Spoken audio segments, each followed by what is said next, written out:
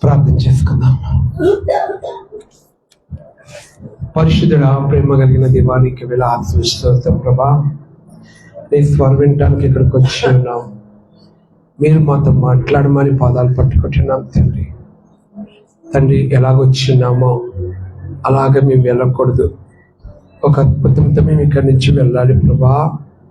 అయ్యా, కృపనివ్వండి. యేసయ్యా, సహాయం అందించండి నాయన. అయ్యా, నీ సన్నిధి ఇవ్వండి ప్రభా. అయ్యా, నీ కృప దయచేయండి ప్రభా. నీకు వేలాది స్తోత్రం ప్రభా. నైనా సాతానికి దుష్టుడికి లయపరుస్తున్నాం నైనా. నీ కలువ రక్తం మా మీద ప్రోక్షించుకుంటున్నాం ప్రభా. నైనా ప్రజలతో మీరు మాట్లాడండి నైనా. అయా, కృప వెంబడి కృప నింపండి ప్రభా. నీకు స్తోత్రములైనా. అయా, నీ నామానికి మహిమ తెచ్చుకోండి ప్రభా. నైనా తీసుకొచ్చిన బిడ్డలు బట్టి నీకే వేలాది స్తోత్రం ప్రభా. నైనా అయా, విడుదల కాలం జరిగించండి నైనా. అయా, నెమ్మది దయచేసినైనా మీరే మహిమ ఘనత పొందుకోమని యేసు నామములో ప్రార్థించేసి పొందుకున్నాం తండ్రి. అందరి గురించి ప్రభు నామానికి స్తోత్రాలండి. కూడొచ్చిన మీ అందరికీ, నా మందికి రావచ్చిన పాస్టర్ గారికి, అమ్మగారికి, సంఘ పెద్దలందరూ కూడా వందనాలు. ఈ దినము కొద్దిసేపు మీతో ఆయన రాకడలో వచ్చేటప్పుడు ఈ లోకంలో ఏమీ జరగబోతున్నాయో, ప్రభు ఒక రాకడ గురించి కొన్ని మాటలు మీతో పంచుకోవాలని ఇష్టపడుతున్నాను. ఆయన రాకడలో 2 గుంపులు ఉంటాయి. ఎత్తబడే గుంపు ఉంటుంది, విడవబడే గుంపు ఉంటుంది. బైబిల్లో ఎక్కడ కూడా సమయము కానీ, గడియ కానీ, తారీఖు కానీ ఎక్కడ కూడా దేవుడు చెప్పలేదు. కానీ ప్రభు రాకడికి వచ్చే ముందు భూలోకంలో కొన్ని సూచనలు కనపడతాయి అని వాక్యంలో దేవుడు రాయపడింది. లూకా సువార్త 17వ అధ్యాయము 26 నుంచి 28 దాకా చూద్దాం. లూకా సువార్త 17వ అధ్యాయము 26 నుంచి 28. నోవాహు దినములలో జరిగినట్లు మనుష్య కుమారుని దినములలో జరుగును. నోవాహు జనులు ఎలాగున్నారంటమ్మా? తినుచు త్రాగుచు పెళ్ళాడుచు పెళ్లికి ఇవ్వడుచు. అంతలో జలప్రళయం వచ్చి వాళ్ళందరినీ నాశనం చేసాను. లోతు దినములో జరిగినట్లు జరుగును. జనులు తినుచు త్రాగుచు కొనుచు అమ్ముచు నారు నాటుచు ఇండ్లు కట్టుకొనిచుండిరి. లోతు విడిచిన దినమున అగ్ని గంధకములు కురిసి వారందరినీ నాశనము చేసెను. చాలండి.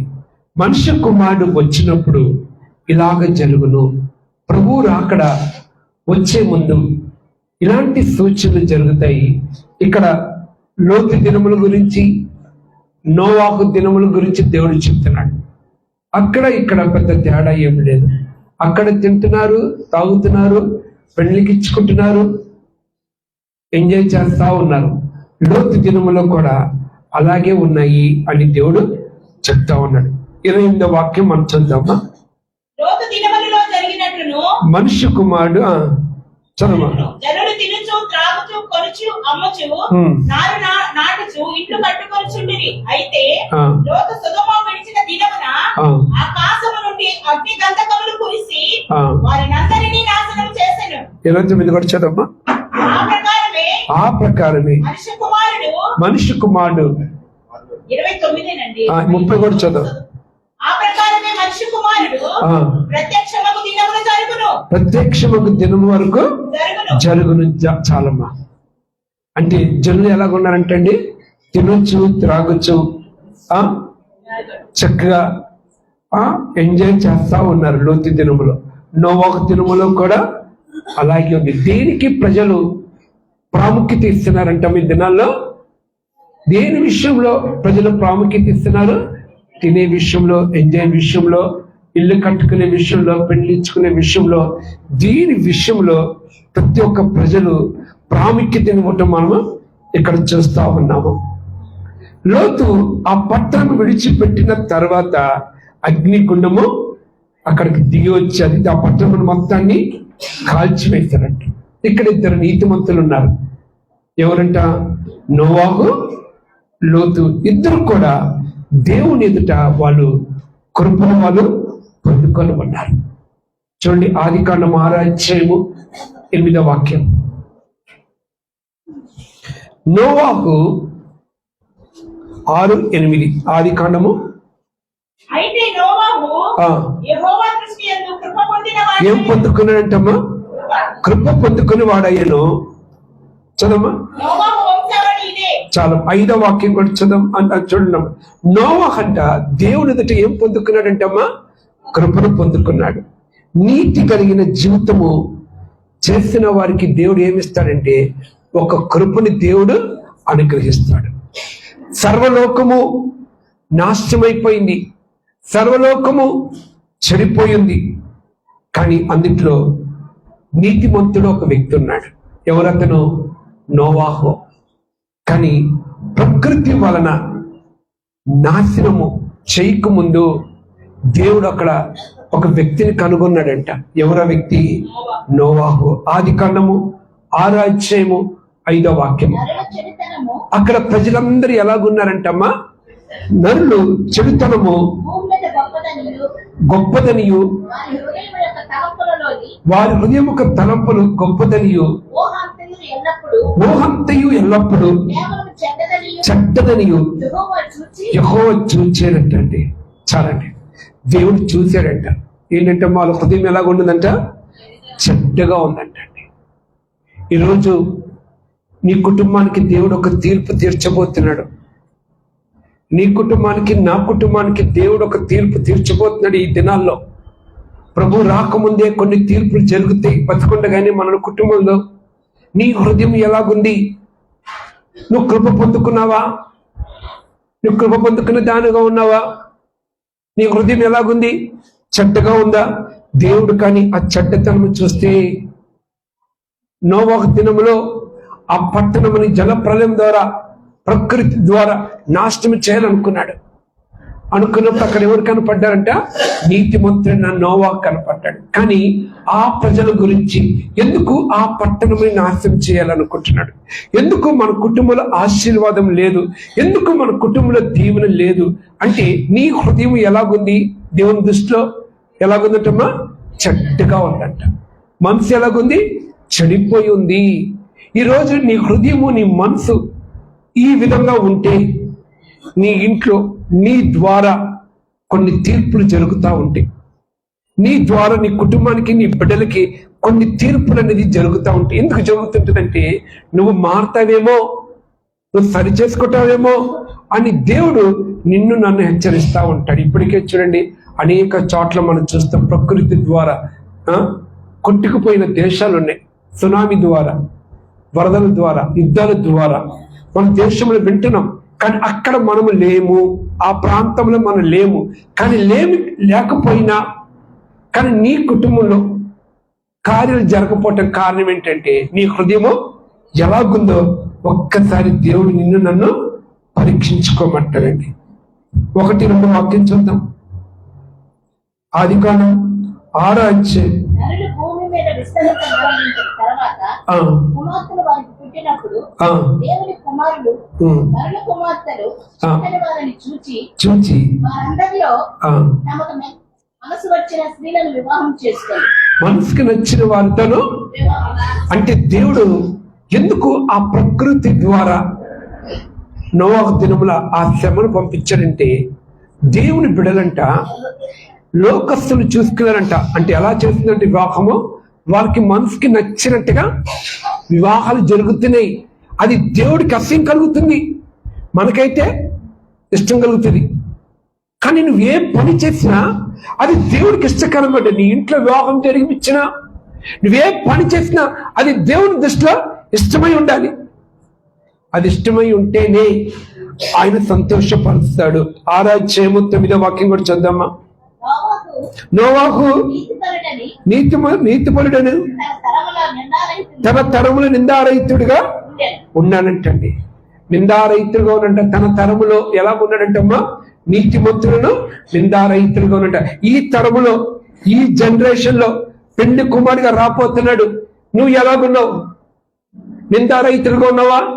నువ్వు నీతిమంతుడిగా నువ్వు ఉండగలుగుతున్నావా? ఒక్కసారి నీకు నువ్వు పరీక్షించుకో. ఈ రాత్రి ఉదయకాల సమయంలో ఈ దేవుడితో మాట్లాడుతున్నాడు, నోవాహుతో మాట్లాడిన దేవుడు ఎందుకు ఆ పట్టణము నేను కాల్చిపోతున్నాడు? దేవుడిని హెచ్చరిస్తున్నాడు. ఇదిగో నీకు ఒక నాశనం రాకపోతుంది నీ కుటుంబానికి. అంటే జలప్రళయం రాకముందు దేవుడు నోవాహు ఎన్ని సంవత్సరాలు ప్రకటించాడు తెలుసా? 100 సంవత్సరాల పైన ప్రకటించాడు సువార్తని. దేవుడు ముందుగానే చెప్తున్నాడు. అంటే 100 సంవత్సరాలు ప్రకటించాలి. ఆ మొదటి దినము నుంచి 100 సంవత్సరాల ముందు అప్పుడే దేవుడు ప్రకటించాడు నోవాహుకి. ఇదిగో అంటే 100 సంవత్సరాల పైన దేవుడు వేచించాడు ఆ పట్టణం నిమిత్తం మారుతాడని. ఆ పట్టణం రోజు రోజుకి చెడిపోతుంది. వెంటనే ఈ వాక్యం చెప్పగానే నోవాహు వాళ్ళ మీద జలప్రళయం తీసుకొని రాలేదు దేవుడు. వాళ్ళ మీద శాపాన్ని తీసుకొని రాలేదు దేవుడు. వాళ్ళ కుటుంబం నాశనం చేస్తున్న దేవుడు తీసుకొని రాలా. ఓర్పుతో ఉన్నాడు, ఓర్పుతో ఉంటున్నాడు. ఈ దినం, ఈ రాత్రి ఉదయకాల సమయంలో కూడా దేవుడు మన పట్ల సహిస్తున్నాడు. వెంటనే ఒక తీర్పు తీరుస్తానికి దేవునికి మాటలు చెప్పట్లేదు. దేవునిని ప్రేమపూర్వకంగా హెచ్చరిస్తున్నాడు. ఇదిగో నీ హృదయం చెడిపోయి ఉందా? పరీక్షించుకో ఒక్కసారి. నీ మనసు చెడిపోయి ఉందా? ఒక్కసారి పరీక్షించుకో. తన తరములో అతడు నీతిమంతుడిగా ఉన్నాడట. ఈ తరములో నువ్వు ఎలాగున్నావు? నీ భక్తి జీవితం, నీ ప్రార్థన జీవితం, నీ అభిషేకం, నీ పరిశుద్ధమైన జీవితం ఎలాగుంది? ఒక్కసారి నీకు నువ్వు పరీక్షించుకో. 8వ వాక్యం చదమ్మా.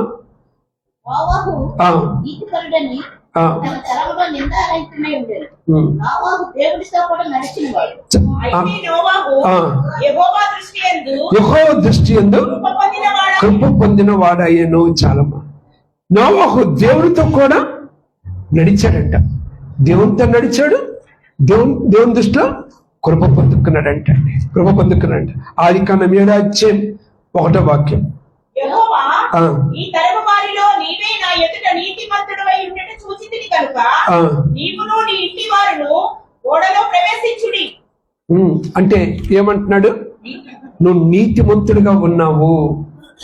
ఈ తరములో నేను చూశాను, నీతిమంతుడిగా ఉన్నావు, నీ ఓడలో ప్రవేశించుడి అంటున్నాడు.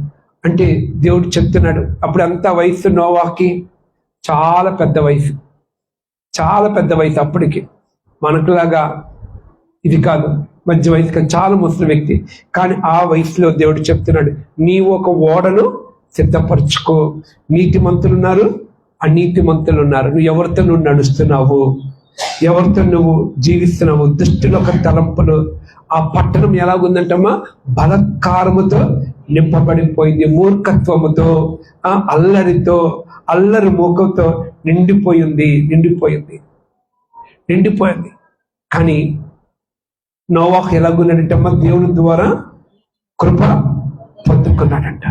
కృప ద్వారా మనకేం దొరికింది తెలిసి ఈ దినాల్లో మనము కూడా ఈ భయంకరమైన పాపపు లోకములు నోవాహు దినములు ఉన్నట్టుగానే ఉన్నాయా లేవా?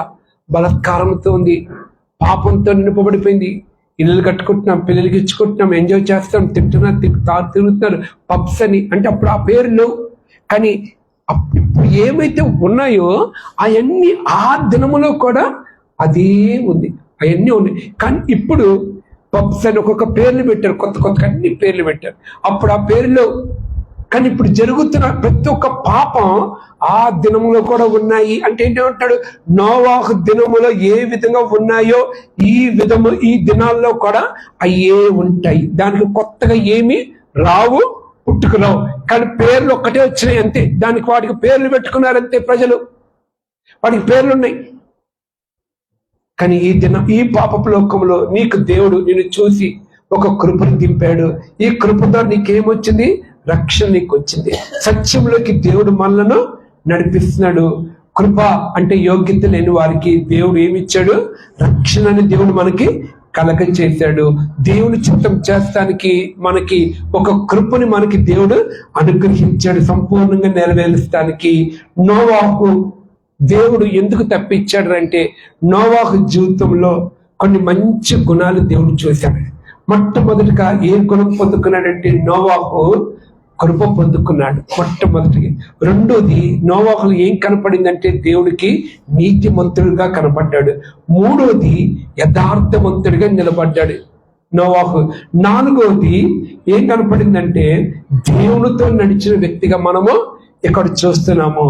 ఐదోది నీతిపరుడుగా పాప నశించుకునే వ్యక్తిగా కనపడుతున్నాడు. ఆరోది భయభక్తులు కలిగిన వ్యక్తిగా కనపడుతున్నాడు. ఏడోది తన ఇంటి వారి కొరకు ఒక ఓడను సిద్ధపరచుకున్నాడు. ఇన్ని గుణాలు నోవాహులో ఉన్నాయి. ఈ గుణాలు నువ్వు ఉంటేనే రేపు ప్రభువు అక్కడ వచ్చినప్పుడు నువ్వు తప్పించబడతావు. అంటే అదే క్రియలు ఈ లోకంలో ఉన్నాయి, కానీ నోవాహు లాగా నీవు కూడా నువ్వు జీవించాలి. అతడు నోవాహు తన నీతిని గురించి ప్రకటిస్తున్నాడు.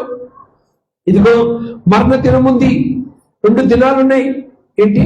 ఒకటి ప్రభు రాకడ దినము, ఒకటి మరణ దినం ఉంది. ఇదిగో ఆయన కడబురు మోగినప్పుడు మనం ఎత్తబడాలి. రెండోది మరణ దినం ఉంది, అంటే నువ్వు చనిపోయిన తర్వాత ఆయన వచ్చినప్పుడు నీవు ఎత్తబడాలి. దేవుని రాకడలో మనం ఎత్తబడాలని ఒక కృపను మనము పొందుకోవాలి. ఈరోజు నోవాహు ఎత్తటమా దేవుని దృష్టిలో కృప పొందుకున్నాడు. ఎవరికి కృపనిస్తాడంట? దీనులకు దేవుడు కృపనిస్తాను అని దేవుడు చెప్తున్నాడు. రెండోది నోవాహులో నీతిమంతుడిగా కనపడుతున్నాడు. అంటే న్యాయముగా జీవించే వ్యక్తి, న్యాయముగా మాట్లాడతాడు. ప్రతి ఒక్కటి ఉన్నట్టుగా దేవుని దృష్టిలో నిలబడ్డాడు. అంటే రక్షించబడ్డాడు, నీతిగా బతకటం ప్రారంభించాడు. అంటే అన్ని విషయంలో నీతిగా జీవిస్తున్నాడు. ఎక్కడ కూడా పాపం లేకుండా, ఎక్కడ కూడా పాపానికి కమిట్మెంట్ లేకుండా దేవుని దృష్టిలో నీతిమంతుడిగా కనపడుతున్నాడు. తర్వాత మూడోది యథార్థముగా ఉన్నాడు. యథార్థముగా అంటే సూటిగా మాట్లాడే వ్యక్తి. సూటిగా నువ్వు ఉన్నప్పుడు నీకు ఎలాగుంటుందంటే, సూటిగా ఎప్పుడైతే నువ్వు ఉంటావో నీకు కొంతమంది శత్రువులు తయారవుతారు, పక్క తయారవుతారు శత్రువు. సూటిగా ఉండాలంటే ఉన్నదన్నట్టుగా మాట్లాడుకోవాలి. మనం దొంగ తిరుగుడు మాట్లాడకూడదు. ఏదున్నా మోకం ముందే మాట్లాడాలి. ఎప్పుడైతే నువ్వు యథార్థవంతుడిగా నువ్వు ఉంటావో నీకు నీ జీవితంలో నీకు కొన్ని శత్రువులు అనేది ఏర్పడతారు. నీకు నీ జీవితంలో అనేక మంది వ్యక్తులు నిన్ను ప్రేమించరు. నువ్వు ఎప్పుడైతే యథార్థవంతుడిగా ఉంటావో నువ్వు కొన్ని సందర్భాల్లో ఒంటరిగా ఉండాల్సి వస్తుంది. కానీ దేవుడు మనకిచ్చిన యథార్థతని ఎప్పుడు కూడా మనము ఇది చేసుకోకూడదు. హల్లెలూయా. దేవునితో ఆయన నడిచిన వ్యక్తిగా మనం చూస్తున్నాం. దేవునితో నడిచాడంట. ఎవరు? నోవాహు. బైబిల్లో ఒక ఆయన ఉన్నాడు దేవునితో నడిచిన వ్యక్తి. ఎవరైనా? ఎవరు? హానోకు. ఆయన దేవునితో నడిచాడు. ఆయనకు ఒక దర్శనం ఉంది. ఏం దర్శనం తెలుసా? ఆ దినంలో ధర్మశాస్త్రం లేదు, ఉపదేశం లేదు, ప్రవక్తలు లేరు, ఎవరు లేరు. కానీ నోవాహుకి కుటుంబం ఉంది, భార్య ఉన్నారు, బిడ్డలున్నారు. తన తరములో నోవాహు నీతిమంతుడిగా ఉన్నాడు, దేవునితో నడిచాడు, దేవునితో పాటు కొనుపోబడ్డాడు. అంటే హానోకుకి ఒక దర్శనం ఉంది. ఏం దర్శనం అంటే, ఇదిగో తన మెతుషేలు తన కుమారుడు పుట్టినప్పుడు ఒక భయంకరమైన జలప్రలయం రాబోతుంది అని ఒక దర్శనము హానోకుకుంది. ఇదిగో నీ తరము తర్వాత నీ కొడుకు ఒక హానోకు మెతుషేలు పుడతాడు, అతని తరములో ఒక భయంకరమైన జలప్రలయం వస్తుంది అని చెప్పినప్పుడు హానోకు ఏం చేశాడంటే సిద్ధపడుతున్నాడు. దేని విషయంలో? ఆ జల ప్రళయం నుంచి నేను తప్పించబడాలి అని సిద్ధపడ్డాడంటే. ఈ రోజు నువ్వేం దర్శనం చూస్తున్నావు? నువ్వే స్వరం వింటున్నావు? నువ్వు ఉదయాన్నే లెగాలి. ఉదయం లేచినప్పుడు నీవు దేవుని ఒక స్వరం వినాలి, దేవుని అడగాలి, ప్రభా నువ్వు నాతో మాట్లాడాలని అడగాలి, దేవుని యొక్క దర్శనమును చూడాలి. తెల్లారిగట్ల లెగ్గని బెడ్ కాఫీ కాదు మనకు కావాల్సింది. మనం ప్రార్థనలో ఉండాలి, వాక్యం చదువుకోవాలి. ఆదివారం పూట గుడికి వచ్చినప్పుడు వారానికి 3 రోజులు ఉపవాసం ఉండాలి. వారానికి 3 రోజులు ఉపవాసం ఉండాలి. ఎవరి బిడ్డలైనా ఆదివారం గుడికి వచ్చినప్పుడు ఉపవాసంతో రావాలి. చక్కగా మనం ఆదివారం పూట వచ్చేటప్పుడు దేవుని సన్నిధికి వచ్చినప్పుడు చక్కగా కడుపు నిండి టిఫిన్లు, ఇంట్లో గారెలు వేసుకొని తినేసి వస్తాం. ఏమండి, అరే గబగబగా ఆదివారం ముందే వెళ్ళాలి, దేవుని సన్నిధి సిద్ధపడాలి, దేవుడు నాకు ఏం మాట్లాడబోతున్నాడు, దేవుడు నన్ను ఏ విధంగా దర్శించబోతున్నాడు, ఆ జాగ్రత్త ఉండాలంటే మనకి. అంతేకాని వాళ్ళు ఆదివారం కదా వెళ్ళి రోడ్లో ఉండబడి మనం చేపలని చెప్పి కోడి మాంసం అని చెప్పి ఆ మాంసం ఈ మాంసాలు తెచ్చుకొని వండుకొని ఇక్కడికి వచ్చి కడుపు నిండి దీన్ని ఇక్కడికి వచ్చి మనం వండకూడదు. ఆదివారం మనకి ఇచ్చిన పరిశుద్ధ దినము, ఆ దినం పరిశుద్ధ దినం ఎలాగుండాలి, మనం పరిశుద్ధంగా జీవించాలి. అంతేకాని కొట్లంలో పడి అయ్యి కొనుక్కొని వచ్చుకొని తింటాం కాదు. ప్రార్థన అయిపోయిన తర్వాత వండుకొని తిను, తప్పు కాదు. కానీ ఉపవాసముతో రావాలి. వారానికి ఒక్కరోజైనా ఆదివారం పూట దేవుని సన్నిధికి వచ్చేటప్పుడు కడుపు కట్టుకోలేమా, ఉపవాసం ఉండలేమా మనం దేవుని కొరకు? ఆయన పెట్టడం స్టార్ట్ చేశాడు అంటే ఇక నోటికి తిండి కూడా ఎక్కదు. నువ్వు ఎక్కువ ఏదైతే ప్రేమిస్తావో అది దేవుడు నీకు దూరం చేసి పడేస్తాడు. నా జీవితంలో రెండింటికి నేను బానిసండి. ఒకటికి తిండికి, నిద్రకి అస్సలు తట్టుకోలేను. ఎందుకంటే నేను మంచి స్పోర్ట్స్ మ్యాన్ కాబట్టి ఆ దినాల్లో తిండి కంపల్సరీ బాగా తినేవాడిని, ఆకలికి అస్సలు తట్టుకోలేకపోయేవాడిని. టైం టు టైం 8 గంటలు కంపల్సరీ పడుకునేవాడిని. ఈరోజు నా 2 దూరం చేశాడు. తిండి లేకుండా చేశాడు, నిద్ర లేకుండా చేశాడు దేవుడు. అవి 2లో నువ్వు అనుకుంటున్నావేమో వాక్యం చెప్పినప్పుడు నువ్వు లోబడ్డావు అనుకో, ఆయన పెట్టాడు అనుకో, నెలలో కొద్ది తినకుండా చేస్తాడు దేవుడు. తెలుసా, నెలలో కొద్ది నిద్ర లేకుండా చేస్తాడు. అందుకని వాక్యం నీకు విత్తబడుతున్నప్పుడే నువ్వు దేవుని మందిరానికి లోబడి, ఆ మాటలకైనా దేవుడికి లోబడ్డావు, ఆ మాటకు వెంటనే లోబడి దానికి ఒక ప్రతిష్ఠించుకొని నేను లెగాలి, నేను ఆయన స్వరం విన్నాను. నువ్వు దేవుని స్వరం వినకపోతే, నువ్వు దేవుని యొక్క దర్శనం చూడకపోతే, రేపు ప్రభు రాకడ వచ్చినప్పుడు, ఆ కడబూరు మోగినప్పుడు నీకు వినపడదు. ఇయర్ ఫోన్స్ పెట్టుకొని ఏ స్వరం వింటున్నావు? సినిమాలు, ఫ్రెండ్స్ స్వరం. అస్సలు రోడ్డు మీద వెళ్ళేటప్పుడు ఫోన్లో పెట్టుకొని అస్సలు ఈ దినాల్లో ఒకప్పుడు టైం పాస్ ఒకప్పుడు దేవుని మందిలో కూర్చొని పాటలు పాడుకుంటా ప్రార్థన చేసి అసలు ఈ సమయంలో ఈ దినాల్లో అస్సలు ఫోన్ చెవులో పెట్టుకుంటే చాలు. అసలు ఇప్పుడైతే ఫోన్లో చెవులో పెట్టుకొని పనులు చేసుకుంటూనే ఉన్నారు. అస్సలు ఖాళీగా ఉండట్లేదండి, ఖాళీగా ఉండట్లే. ఏ స్వరం వింటున్నావు ఆలోచించుకో. ఏ స్వరాలను వింటున్నావు? రేపు ప్రభువు రాకల్లో ఆయన స్వరం వినలేవు. గుర్తుపెట్టుకో, ఆయన స్వరం నువ్వు వినకుండా పోతావు. హానోకైతే దేవునితో పాటు నడిచాడు. ఎన్ని సంవత్సరాలండి? 300 సంవత్సరాలు దేవునితో పాటే నడిచాడు. ఎక్కడ తప్పిపోలేదు. ఎందుకంటే ఒక ప్రత్యక్షత, ఒక దర్శనం ఉంది. ఏంటి? ప్రభు రాకడ విషయంలో ఒక దర్శనం కలిగి ఉన్నాడు. భయంకర ఉగ్రత రాబోతుంది. తన కుమారుడు పుట్టినప్పుడు, మెసిషియన్ పుట్టినప్పుడు ఇదిగో జల ప్రళయం ఒకటి వస్తుందని చెప్పి దేవుడు అతనికి బయలుపరిచినప్పుడు దేవుని సన్నిధిలో ప్రార్థించుకొని ప్రభు కొరకు సిద్ధపడ్డాడండి. దేవుడు ఏ పని అయితే చేయలా. హానోకు ఇక్కడ ఒక పరిచయం చేయలేదు, ఒక ఓడగట్ల, ఒక చర్చికి వెళ్ళలేదు, ఏం చేయలేదు. కానీ నేను ఏం చేశాడు? దేవునితో నడిచాడంట. అంతే, దేవునితో నడిచాడంతే. ఈరోజు మనం దేవునితో నడవండి. మనం దేవునితో కలిసి ఉండు. అన్ని పనులు చేస్తారు. కొంతమంది ఇక్కడ చర్చిలో చక్క పరిచయం చేస్తారు, మంది ఊడుస్తారు, డ్రమ్స్ ప్లే చేస్తారు, ఏం కావాలంటే అన్ని చేస్తారు. కానీ మారు మనసు పొందమంటే మనకి పొందారు. అయ్యా బాప్టిజం తీసుకోమంటే తీసుకోరు, పాపాన్ని విడిచిపెట్టమంటే విడిచిపెట్టం.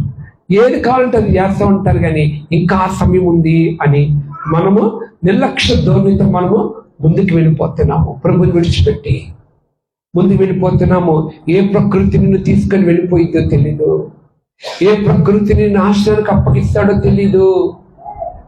దేవుని వాక్యం నీకు హెచ్చరిస్తున్నప్పుడు ఆ దినాల్లో 100 సంవత్సరాలు పట్టింది జలప్రళయం పైన వస్తానికి. కానీ ఈ దినములో ప్రభు రాకడ ఎలాగుందంటమ్మా? సిద్ధముగా ఉంది. నీకు ఒక దర్శనం ఉండాలి. ఏ దర్శనము? ప్రభు రాకడ విషయంలో ఒక భయం నీకు కలిగి ఉండాలి. ఈ రోజు నీకు ఆ దర్శనం నీకు కలిగి ఉందా? ఆ దర్శనముతో నువ్వు ముందుకు నువ్వు వెళ్ళగలుగుతున్నావా? దేవునితో నడిచాడంటండి. దేవునితో నడిచాడు. అక్కడ దేవుడు నోవాహుకి తన కుటుంబం కొరకు ఏం సిద్ధపరచుకున్నాడంటండి? ఓడను సిద్ధపరచుకున్నాడు. తన కుటుంబం కొరకు వెళ్ళి నోవాకి వెళ్ళి చెప్తున్నాడు. అప్పుడు జలప్రళయం చూడలేదు, వర్షం చూడలేదు, చెట్టు నరకాలి. తన కుటుంబం, తన భార్య, తన బిడ్డలు వాళ్ళే పరిచయం చేసింది. ఆ చెట్లు నరకాలి, ఎంత కష్టం. ఎప్పుడైతే మిస్టరీస్ అన్నీ ఉన్నాయి అప్పుడు గొడ్డలతో నరకాలి, ఎంత కష్టమండి. ఆ ఓడ ఎంత, ఎన్ని అడుగులండి ఆ ఓడ? 450 పొడుగు, ఆ వెడల్పు, ఆ లోపల అసలు ఎంత కష్టమో ఆ పెద్ద వయసులో. ఆ పిల్లలకు కానీ ఆ తల్లికి కానీ తన కుటుంబం కలుసుకో, పిల్లలు పెళ్ళైనా కూడా వాళ్ళు ఎక్కడ కూడా ప్రార్థించేలా, ప్రభా నాకు పిల్లల్ని ఇవ్వయ్యా, నాకు ఇల్లు ఇవ్వయ్యా, నాకు డబ్బు ఇవ్వయ్యా అని వాళ్ళు ఏం ప్రార్థన చేయలేదు. వాళ్ళ మనసు అంతా ఏంటి? వాడను కట్టాలంతే. మరి నీకు 24 గంటలు నీకేం కావాలి? ఉద్యోగం కావాలి, డబ్బులు కావాలి, అప్పులు చేయాలి, రోగాలు కావండి, శ్రమలు. ఇదే ప్రార్థన. ఓడను కట్టుకోవాలి, నేను నా కుటుంబం ఓడను కట్టాలి అని ఉందా? ఓడను కట్టుకోగలుగుతున్నావా? పరలోకానికి నువ్వు సిద్ధపడుతున్నావా? ఏం ప్రార్థన నీది? ఎలాంటి ప్రార్థన చేస్తున్నావు దేవుని సన్నిధిలోకి? నీ ప్రార్థన దేవుని సన్నిధిలోకి వెళ్తుందా? దేవుడు చూశాడంట, వాళ్ళ చెడుని దేవుడు చూశాడంట. వాళ్ళ హృదయం అంతా చెడ్డది, భూలోకం అంతా చెడిపోయింది. ఆయన చూశాడు, నోవహు దినములో చూశాడు. అక్కడ చూసి అంతా చెడిపోయింది, వీళ్ళు నా మాట వినట్లేదు. చూసి నోవహుతో చెప్తాడు, ఇంకా చూసి అప్పుడు నోవహుతో చెప్తున్నాడు, ఇదిగో ఈ పట్టణమును నాశనం చేయబోతున్నాను. నీ కుటుంబాన్ని కూడా దేవుడు చూస్తున్నాడు. నువ్వేం చేస్తున్నావు దేవుడు చూస్తున్నాడు. నీ సెల్ ఫోన్లో నువ్వేం చేస్తున్నావు చూస్తున్నాడు. నువ్వు ఏ మార్గంలో వెళ్తున్నావో దేవుడు చూస్తున్నాడు. చూసి ఈరోజు నేను హెచ్చరిస్తున్నాడు దేవుడు, విడిచిపెట్టుకో. దేవుడికి ఇష్టం లేని మార్గాన్ని విడిచిపెట్టుకో, పరిశుద్ధపరచుకో, నీ జీవితాన్ని సరి చేసుకో. ఆ దినాల్లో నోవాహును పంపించినట్టుగా ఈ దినాల్లో సంవత్సరానికి ఎన్ని ప్రసంగాలు మీకు జరుగుతున్నాయి, ఎన్ని బహిరంగ కూడికలు మీకు పెట్టిస్తున్నారు, ఎంత డబ్బు ఖర్చు పెట్టి సేవకులు, సంఘ పెద్దలు కలిసి గొప్ప దైవజనులు పిలిచి మీకోసం ప్రభువుని అక్కడికి సిద్ధపరచాలని. ఆ జల ప్రళయం ఒకటి రాబోతుంది, ఆ భయంకర ప్రభువుని అక్కడ రాబోతుంది, దాంట్లో విడవబడి గుంపుని ఉండకూడదు అని చెప్పి దైవ సేవకులను హెచ్చరిస్తుంటే నువ్వేం సరి చేసుకున్నావు? నువ్వేం విడిచిపెట్టగలుగుతున్నావు? ఇప్పుడు వాక్యం వింటున్నావు, రైటే, ఏం విడిచిపెట్టగలుగుతావు చెప్పండి? ఇదిగో ప్రభువు అక్కడ వస్తుంది, విడిచిపెడతారా? మరి చక్క ఊపింది తల్లి, విడిచిపెట్టదంట. ఎందుకెళ్తాను నేను? విడిచిపెట్టాలి, కృపనివయ్యా అని అడగాలి. కృపనివయ్యా, నేను ఈ బలహీనతలు చిక్కుపడన్నాను, ఈ పాపములో పట్టుబడి ఉన్నాను, నాకు రావాలని ఆశ ఉంది, సహాయం చెయ్యి. కృపనివయ్యా, ఇగో ఈ 40 దినాలు నీ కొరకు దేవుడు ఉపవాస ప్రార్థన పెట్టించాడు. ఈ 40 దినాల్లో నేను ఒక విడుదల పొందుకోవాలి. నా దేహాన్ని పట్టి పీడిస్తున్న కొన్ని బంధకాలు, దుష్టుల బంధకాలు, నా కుటుంబంలో పట్టి పీడిస్తున్న కొన్ని బంధకాలు నేను విడుదల పొందుకోవాలి అనొక ఆశ ఉందా? అనొక ఆశ, కోరిక మనకుందా? ఆదివారం ప్రతిరోజు సాయంత్రం ఇంట్లో ఉండి ఏం చేస్తున్నావు? గబగబ పనులు చేసుకొని రావచ్చుగా, ఏకీవించచ్చుగా. ప్రార్థనలో ఎంతసేపు జరుగుతుంది? 8:30 అయిపోద్ది కదా. చక్కగా వచ్చి కూర్చోవచ్చుగా దేవుని మందిరంలో. నీ కొరకు ప్రార్థిస్తారు కదా, నీ కుటుంబం కోసం ప్రార్థిస్తారు, విజ్ఞాపన జరుగుతుంది కదా. చక్కగా విడుదల పొందుకోవచ్చు కానీ కుటుంబంలో. అది ఆశీర్వాదం అండి. విడుదల కోసము చెడిపోయింది నీ కుటుంబం, చెడిపోయారు నీ బిడ్డలు, చెడిపోయింది నీ ఆత్మీయ జీవితాన్ని బాగు చేస్తానికి దేవుడు పిలుస్తున్నాడు. డాక్టర్ దగ్గరికి వెళ్తావు, ఎందుకు? పాడైపోయిన నీ దేహంలోకి మందుల కోసం వెళ్ళావు. అది బాగైతే లేదో తెలియదు, కానీ ఎక్కడైతే నిత్యంగా నువ్వు బాగుపడతావండి. హల్లెలూయా. ఇక్కడ 100% 100% నీ రోగముకి స్వస్థత ఉంది, నీ పాపముకి విడుదల ఉంది, నీ బలహీనతకి విడుదల ఉంది, నీ ఆర్థిక ఇబ్బందులకి విడుదల ఉంది, నీ కుటుంబ రక్షణకి విడుదల ఉంది, నీ కుటుంబ క్షేమం కోసం 100కి 1000% ఉందండి. అది నేను రాసి ఇవ్వగలుగుతా. డాక్టర్ ఇవ్వలేడు. ఇక్కడ విడుదల ఉంది. ఈ రోజున ప్రభు దృష్టిలో ఈ రోజున ఎలాగున్నాడంటే, తన తరములో హానోకు నీతిమంతుడిగా ఉన్నాడంట. దేవుని దృష్టిలో నీతిమంతుడిగా అంటే దేవునికి భయపడే వ్యక్తిగా ఉన్నాడు. పరిశుద్ధత కలిగి జీవిస్తున్నాడు. ఈ రోజున మనము కూడా చూడండి, 2 కొరింథీయులకు రాసిన పత్రిక 7వ అధ్యాయము 1వ వాక్యం. 7:1. 2 కొరింథీయులకు రాసిన 7:1.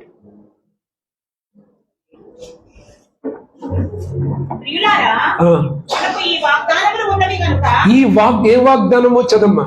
దేవుని భయముతో ఏంటంటే భయము దేని విషయంలో? పరిశుద్ధ విషయంలో నేను పరిశుద్ధంగా ఉండాలని ఒక భయము. తర్వాత పరిశుద్ధతను సంపూర్తి చేసుకొనుచు శరీరమునకును ఆత్మకును కలిగిన సమస్త కల్మషము నుండి మనలను పవిత్రులుగా చేసుకొందుము. చూసారా? భయం ఉన్నప్పుడు నీకేం కలిగిద్దంటే విడుదల, పరిశుద్ధత కలిగిద్దంట. నీ దేహముకున్న ప్రతి ఒక్క కల్మషాన్ని దేవుడు తొలగిస్తాడు. నువ్వు భయముతో ఇక్కడికి రా, నాకు ఒక పరిశుద్ధ కావాలి. ప్రభు ఏమంటాడు? నేను కల్మషాన్ని, నీకు అపవిత్రతను తొలగిస్తాను అని దేవుడు ఇక్కడ వాగ్దానం ఇస్తాడండి. వాగ్దానం ఇస్తున్నాడు. నీ శరీరానికి పట్టింది, ఆత్మకు పట్టింది నేను నీకు విడిపిస్తాను అంటున్నాడు. నోవాహు తరము తన తరము వారు ఎలాగున్నారంటమ్మా? వాళ్ళు ఎలాగున్నారు? తిరుగుటకు త్రాగుటకు లేచారు. ఈరోజు దేవుని సన్నిధికి వెళ్తానికి సమయం లేదు. అమ్మా చర్చికి రా అనంటే ఏమండి సమయం లేదండి. ప్రార్థన చేసుకున్నావురా, నువ్వు చేసుకో, నేను అలసిపోయాను. కుటుంబ ప్రార్థన చేసుకున్నావురా, నా వల్ల కాదు, నువ్వు చేసుకో అని మనం ఈ రోజున నిర్లక్ష్యం చెప్తున్నాము. ఎప్పుడు రాసిన పత్రిక 13వ అధ్యాయము 15వ వాక్యము.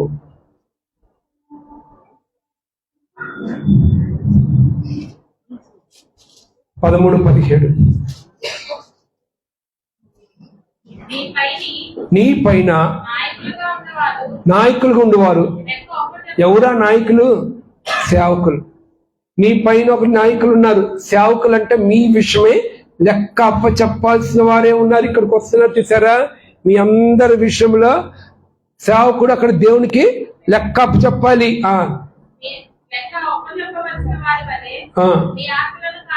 మీ ఆత్మలను కాయిచున్నారు. వారు దుఃఖముతో ఆ పని చేసినడలా. అబ్బా మీకంటండి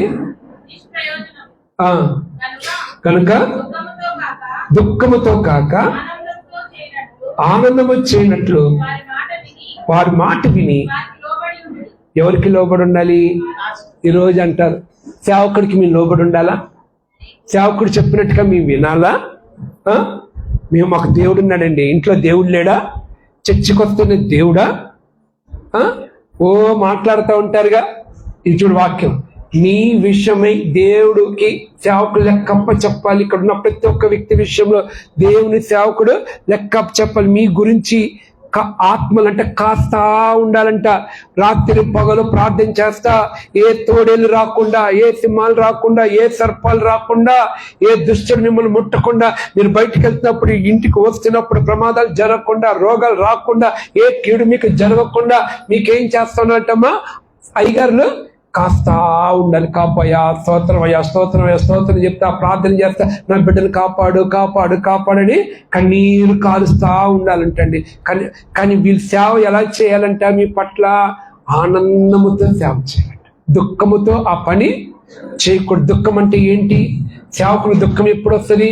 10ంటికి ప్రార్థన అంటే మీరు ఎన్నింటికి వస్తున్నారు? 12ంటికి వస్తున్నారు. ఈ 40 దినాలు ప్రార్థన పెట్టారు. 40 దినాలు ప్రార్థన పెట్టినప్పుడు అందరు వచ్చారనుకోండి, సేవకులు సంతోషము. రాకపోతే దుఃఖము. ఈ దుఃఖముతో పని చేస్తే మీకు ఆనందము ఉండదు. ఇక్కడ చెప్తున్నాడు దేవుడు, ఏ పని చేసిన సేవకుడు మీ పట్ల దుఃఖముతో పని చేయకూడదు. ఈరోజు మీరు దైవ సేవకులు దుఃఖ పెట్టే విధంగా మనం ఉండకూడదు. చెప్పినప్పుడు లోబడాలి, చెప్పినప్పుడు ఆ పని మనము చేయాలి. మీరు ముందే 9ంటికంటే ప్రార్థనకు ఒక అరగంట ముందే వచ్చి ఇక్కడ ప్రార్థిస్తా ఉన్నారు అనుకోండి, మిమ్మల్ని చూసి ఆ హృదయంలో ఎంత సంతోషం ఉంటుందా? బా రామ్మ నీ మీద చేయి పెట్టగానే ఆ ఆశీర్వాదం దిగుతుంది.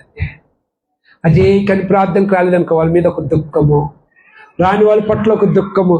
దుఃఖముతో ఆ పని చేయకూడదు అని ఇక్కడ దేవుడు చెప్తున్నాడు. మరి ఈ సండే మనం ఉపవాసం ఉండాలి. ఇప్పటికి మీకు ప్రార్థన మీకు చెప్తున్నాను. ఆదివారం పూట వచ్చేటప్పుడు అందరూ ఉపవాసం ఉండి వచ్చారు అనుకోండి, ఈ మాట చెప్పగానే మీరు అందరూ లోబడి నెక్స్ట్ ఆదివారం ఉపవాసంతో వచ్చారు అనుకోనండి, అప్పుడు అది ఎవరికి ఆనందం? సేవకుడికి, వా నా బిడ్డలు ఉపవాసంతో వచ్చారా ఆనందం. అప్పుడు దేవుడు మీకు ఏం చేస్తారు చేస్తే ఉపవాసంతో వస్తా ఉన్నారు అనుకోండి, అది చూసి దేవుడు ఏదో ఒక దినాన్న, అరే నా బిడ్డలందరూ ఏం వండుకోకుండా వస్తున్నారు, ఆదివారం పూట మనమే వస్తున్న ప్రజలకి ఏదో ఒకటి ఇక్కడ ఎవరినో ఒకరు లేపుతాడయ్యా, మన సంఘంలో అందరూ ఉపవాసంతో వస్తున్నారు, ఇది ఒక ప్రార్థన అయిపోయిన తర్వాత ఇక్కడే భోజనం పెడతారు అంటే మీరే కడుపు నిండా తినేసి వస్తుంటే మీకెవడు చూస్తాడు దేవుడు? ప్రార్థనకి దేవుడి కొరకు మీరు ఏ త్యాగం చేయనప్పుడు మిమ్మల్ని ఎందుకు పట్టించుకుంటాడు దేవుడు? మీ కడుపుని ఎందుకు చూస్తాడు? మిమ్మల్ని ఎందుకు చూస్తాడు? కానీ మన దేవుడి కొరకు త్యాగం ఉండాలండి. నీ జీవితంలో త్యాగం ఉన్నప్పుడు అప్పుడు దేవుడు చూసామో నా బిడ్డలు ఎంతగా వస్తున్నారు, ఉపవాసం ఉండి వస్తున్నారు, ఆదివారం పూట వెళ్ళి వండుకుంటారులే, మనమే ఇక్కడ నా బిడ్డల కోసం చక్కగా వండి పెడదాము అనేది ఒక ఆశ. ఇంట్లో తినేసి వచ్చి ఇక్కడ కూడా తిన్నాం అనుకో, కోత ఏదో ఒక వస్తుంది, ఫుడ్ పాయిజన్ అయింది. గుర్తుపెట్టుకోండి, రావాలి దేవుని కొరకు. ఏ పని చేసినా దైవ సేవకులకి ఒక సంతోషము ఉండాలి. చిన్న ఏప్రిల్ రాసిన పత్రిక 12వ అధ్యాయము 24వ వాక్యం. ఏప్రిల్ రాసిన 12:28 చదమ్మా.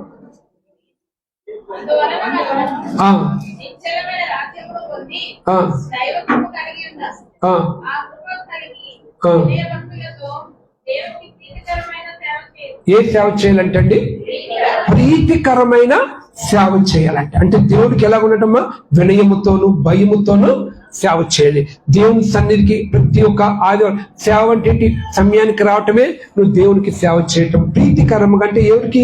దేవునికి నువ్వు ప్రీతికరంగా జీవించాలి. వచ్చే ముందు ఒక అరగంట సేపు ఇక్కడ ప్రార్థన ముందు ఉండాలి. ప్రార్థనకు వచ్చే ముందు ఇంటికాడే వేకుజం లేచి ప్రార్థన చేసుకొని బైబిల్ చదువుకొని నువ్వు దేవుని సన్నిధికి రావాలి. దేవుని సన్నిధికి వచ్చినప్పుడు అది దేవునికి ఒక ప్రీతికరముగా ఉంటది. ఈ అంత్య దినములు నువ్వు ఏ సేవ చేస్తున్నావు? ఇక్కడ 3 వ్యక్తులు ఉన్నారు. ఎవరున్నారు?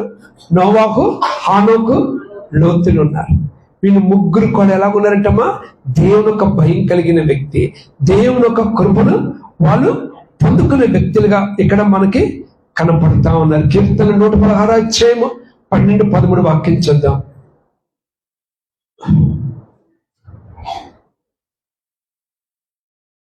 116, 12, 13. యెహోవా నాకు చేసిన ఉపకారములన్నీ నేనేమి చెల్లించును? లక్షల పాత్రను చేతపుచ్చుకొని యెహోవా నామమున ప్రార్థన చేస్తును, యెహోవాకు నా మొక్కుబడులు చెల్లించును. ఆయన ప్రజలందరి ఎదుటనే చెల్లించాలి. అంటే ఏంటి? దీనికి అర్థం ఏంటి? దేవుని స్తుతించాలి. సమయానికి దేవుని సన్నిధికి వచ్చి పాటల్లోనూ ఆరాధనలోనూ నువ్వు పార్టిసిపేట్ చేయాలి అంటున్నాడు దేవుడు. నీవు లోన్లీగా మొక్కుబడి అంటే ఒంటరిగా నువ్వు మొక్కుబడి చేసుకోవాలి. ఏం మొక్కుబడి చేసుకోవాలి? అయ్యా నాకు ఈ రోగం దొరికితే నేను 1000 రూపాయలు ఇస్తానయ్యా, నేను ఇది దొరికితే 2000. ఇది కాదు మొక్కుబడి అంటే.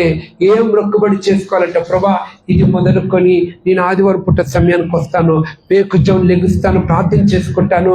నోవాహులాగా తన తరములో అతడు ఎలాగ నీతిమంతుడిగా ఉన్నాడు, నేను కూడా ఈ తరములో ఇలాగ నీతిమంతుడిగా నేను ఉంటానయ్యా.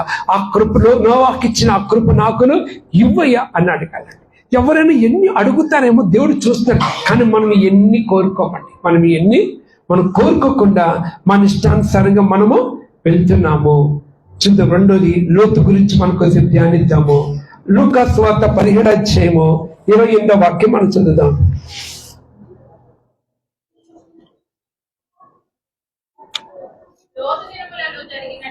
లోతు దినములో జరిగినట్లు జరుగును. జనులు తినుచు త్రాగుచు కొనుచు అమ్ముచు నారు నాటుచు ఇల్లు కట్టుచు. చూసారా? లోతు దినములు ఉన్నట్టుగా ఇప్పుడు ఎలాగున్నాయి? ఆవిడ ఇల్లు కట్టుకుంటున్నారు, నాటుకుంటున్నారు, పొలాలు అన్నిటికీ చూస్తున్నారు. దేవుని సన్నిధికి మటుకి రావట్లేదు. దేవుని మందిరికి వెళ్ళే సమయము లేదు. ఫస్ట్ ప్లేస్ నువ్వు ఎవరికి ఇస్తున్నావు? నువ్వు దేనికి ఇస్తున్నావు? నీ శరీరానికి ఇస్తున్నావా? ప్రథమం ఏది నువ్వు ఫస్ట్ ప్రిఫరెన్స్ ఇస్తున్నావు? దేవుడికి ఇస్తున్నావా? నువ్వు ప్రతి దినము ఉదయం లెగ్గానే నువ్వు దేవుడికి ఇస్తున్నావా? నువ్వు బెడ్ కాఫీకి ఇస్తున్నావా? లెగ్గానే ప్రార్థన చేసుకొని వాక్యం చదువుకొని దేవుని స్తుతించి అప్పుడు నీ పన్ను ప్రారంభిస్తున్నావా? దేనికి నువ్వు ప్రతి దినం ఏ దానికి ఇక్కడ లోతు దినములు దేనికి ఇచ్చారంటే వాళ్ళు తినటానికి, తాగుతానికి, ఎగురుతానికి, గంతులేస్తానికి, నాటుకోవటానికి, ఉద్యోగాలు చేసుకోవటానికి ఈ బిజీ అయిపోయారంట. ఈ బిజీ అయిపోయారు. ఈ దినాల్లో కూడా మీరు కూడా ఏమంటున్నారు? ఫోన్ చేసి అడిగితే అయ్యగారు బిజీగా ఉన్నాం, అయ్యగారు బిజీగా ఉన్నాం, అయ్యగారు ఇవాళ రాలేకపోతున్నాం, అయ్యగారు పెళ్లికి వెళ్తున్నాం, ఈ ఆదివారం పెళ్లికి వెళ్తున్నాం, లేకపోతే ఈరోజు పుట్టినరోజు ఫంక్షన్ ఉంది అయ్యగారు అక్కడికి వెళ్తాం. ఆదివారాలు పూట వాక్యం ఏం చెప్తుందంటే ఏ పెళ్లిళ్ళు చేసుకోకూడదు. ఆదివారాలు పూట నీ కొడుకు నీ కూతురు పుట్టినరోజు ఉన్న ప్రార్థన అయిన తర్వాత సాయంత్రమే. ఆదివారం గుడికి ఎవడైతే ఇంపార్టెన్స్ ఇస్తున్నాడో వాడే పరలోకంకి వెళ్తాడంతే. అంతే. అయ్యి ఇవాళ నాకు ఆదివారం పూటే ప్రార్థన పెట్టుకుంటారండి విచిత్రంగా. ఏది అయ్యగారిని ఇబ్బంది పెడతారు. వచ్చి అయ్యా త్వరగా కూడి ముగించి మా ఇంటికి రాయ్యా ప్రార్థన పెడతానికి. ఏంది ఇది ఏమన్నా ఆటలు అనుకుంటున్నావా? అయ్యగారు లేవు మీనా పాప అయ్యగారు లేవంటారంటే సరేలేమ్మా నువ్వు బాధపడతావని అయ్యా కాస్త ముందే పెట్టుకుందాం. అయ్యగారు అక్కడ అడిగారు కదా ప్రార్థన మనందరం సంఘం అక్కడికి వెళ్దాం. ఏంటి అసలు అది క్రమం మారుస్తారే? సంఘంలో ఒక క్రమం ఉంది, ఆ క్రమం జరగాలి అంతే. సాయంత్రం పెట్టుకో పోతారు అంతే. సంఘాన్ని పాడు చేయదు, సంఘాన్ని టైమింగ్ జడ్జ్మెంట్స్ చేయకూడదు. సేవకుడు పాపం ఏదో ఒక విధంగా ఓకేలే సర్లే నా బిడ్డలే కదా అని చెప్పి వస్తారు. కానీ అది మీకు దీవెన కాదు. అక్కడ ఉన్న కూడా ఇక్కడ తీసుకురామ్మా, అక్కడ కూడా ఇక్కడ పట్టుకురా, ఇక్కడ పట్టుకొచ్చి వాళ్ళందరూ ఇక్కడ సంఘంలో ఇక్కడే పెట్టిపోయినాం.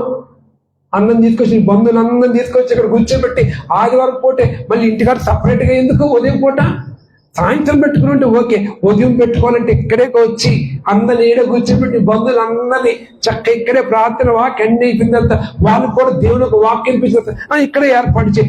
ఇంటికాడ పడితేనే నీకు దీవెన అయింది. బైబిల్ రాయబడిందా?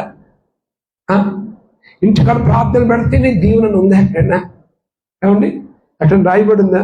నువ్వు ఎక్కడ పెట్టుకున్నా ఒక శతాధిపతి అంటాడు, ఏమంటాడు? అయ్యా మా దాసుడికి ఒంట్లో బాగలేదంటే ప్రభు నేను వస్తాను పదా. వద్దయ్యా మాట చెప్పాడు. అస్సలు ఆశ్చర్యపడంట. ఎక్కడ పెడితే నీ ఇంట్లోకి దీవెన రాదే ఏంటి? ఇంటికాడే పెట్టారేంటి? మనం మైండ్ సెట్ అలా తయారు చేసుకున్నాం అంతే. మనం మైండ్ సెట్ అలా తయారు చేసుకున్నాం అంతే.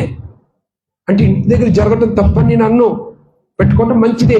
కానీ ఆదివారం టైమింగ్స్ ఇక్కడ పెట్టుకున్నారు, అది దేవుని సన్నిధిలో వాళ్ళందరూ వచ్చి వాక్యం పెట్టారండి. అదొక సంతోషము. సేవకులు చూసి ఆనందిస్తారు. సాయంత్రమే పెట్టుకోవాలి. ఆదివారం పూట గుడెకి కొట్టి నువ్వు ఎక్కడ ప్రయాణాలకు ఎక్కడికి వెళ్ళినా దీనికి ఆశీర్వాదం కాదు. మరణం వచ్చినా ఏమైంది? చనిపోయారు ఉదయం తెలిసింది, గబగబగా ఆదివారం బట్టలు సర్దుకొని వెళ్ళిపోవాలని బైబిల్లో ఉందా?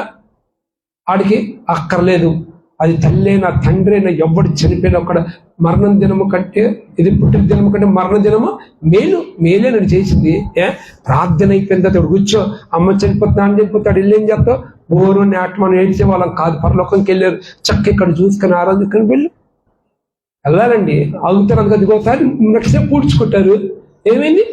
మనకు మందిరం ముఖ్యము. ఒకరోజు ఏసీ అంటాడు, ఆ పాత పెట్టుకుంటుందా నన్ను వెంబడించాడు అని దేవుడు ఎందుకన్నాడు? పనిలేక అన్నాడు నీ మాట. దేవుడు హృదయ కఠినాత్ముడా? ఎందుకంటే సృష్టి చనిపోరయ్యా వాళ్ళు చూసుకుంటుందా నన్ను వెంబడించు అన్నాడు దేవుడు. కొన్ని సందర్భాల్లో దేవునికి మనం విలువివ్వాలి, దేవుని మందిరానికి విలువాలి. మన ఇంట్లో ఆ దినం మరణం ఉన్నా కూడా, మన ఇంట్లో ఆదివారం పూట ఎవరు చనిపోయినా ఉదయం అందరం కూడా దేవుని సల్ల డెడ్ బాడీ అక్కడ పెట్టుకొని చక్కగా దేవుని మందిరంలోకి వచ్చి ఆరాధన చేసుకొని వెళ్ళి సంఘంతో వెళ్ళాలండి. అక్కడికి వచ్చి ఏడ్చి లేపుతావేమన్నా? ఏడ్చి ఉంటుంది బాధ, దుఃఖం, ఏడవద్దని నేను చెప్పట్లా. కానీ మనం ఏం చేయలేం. కానీ నువ్వు దేవుడికి ఇచ్చే ఆ విలువను చూసారా, అది దేవుడు చూస్తాడండి. అదే దేవుడు చూస్తాడు. ఒక సిస్టర్ ఇక్కడే అనుకుంటా, మనం ఒక సాక్ష్యం చెప్తాను కదా యూట్యూబ్లో చూసి, వాళ్ళ భర్త చనిపోతే కింద డెడ్ బాడీ పట్టుకొని పైకి వచ్చి ఆదివారం ఆరాధన నడిపించి అన్ని చేసి ఎవరు కూడా చెప్పలేదంటే చనిపోయినా. తర్వాత అప్పుడు అనౌన్స్ చేశారంటే ఇలా చనిపోయారు మా హస్బెండ్ అని. చిన్న వయసు తన భర్తను పోగొట్టుకుంది. ఈ విధమైన టెస్ట్ మనీ మనకు ఉండాలండి. దేవుణ్ణి ఆ విధంగా మనం కనపరచాలి. ఈ దినంలో దేవుడు చూసేది అదే. దేవుడు చూసి చాలా పల్లెటూరులో ఎవరైనా చచ్చిపోతే అక్కడ ప్రార్థన కూడా ఆపేస్తారండి. అంత అయిపోతే అంత డెడ్ బాడీ తీసుకెళ్ళదాకా ప్రార్థన జరగనే జరగదు. ఎందుకంటే నేను విలేజ్లో చూస్తాను కాబట్టి. కొన్ని ఈ పదాలు మీకు ఎలాగుంటాయంటే కొద్దిగా ఇబ్బందికరంగానే ఉంటాయి. వాక్యం ఇది అంతే. అంతే దినములు మనము దేవుని ప్రేమించే విధముగా ఇలా ఉండాలి ఉంటది అంతే. ఆదరణ ఇక్కడ దొరికిద్దండి, నెమ్మది ఇక్కడ దొరికింది, సంతోషం మందిరంలో దొరికింది. వాక్యం ద్వారా ఆదరించబడతావు, దీవించబడతావు. ఒక గొప్ప కృప నువ్వు పొందుకొని వెళ్తావు. ఎక్కడికి గొప్ప కృపను పొందుకొని వెళ్తావు. హల్లెలూయా, హల్లెలూయా. లోతు దినములు ఎలాగున్నాయంటమ్మా? భయంకరంగా ఉన్నాయి. ఈరోజు ఏమి బుద్ధి అవుతుంది నీకు? ఈరోజు యెషయా గ్రంథం 50:4 వాక్యం.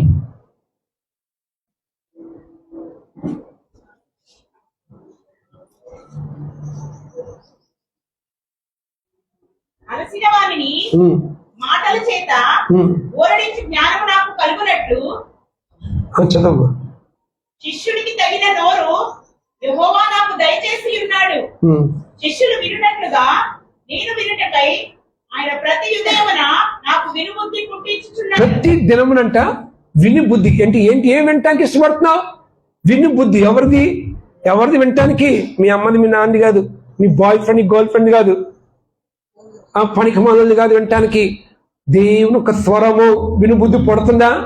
ఆయన స్వరం వినాలని ఆశ నీకుందా? ఉదయం లగ్గానే కనిపెడుతున్నావా? నాతో మాట్లాడాలి, ఆ వినుబుద్ధి ఉందా నీకు? ఈ అంత్య దినములో నువ్వు వినాలి అని ఇక్కడ దేవుని వాక్యం సెలవిస్తుంది. ఆదికాండం 18:20 వాక్యం. మరియు యెహోవా సొదొమ గొమొర్రాలను గూర్చిన మొర గొప్పది కనుకను. మొర ఏంటంటే ముందేమో నోవహు దినాలు చూశాడంట. ఏం చూశాడు?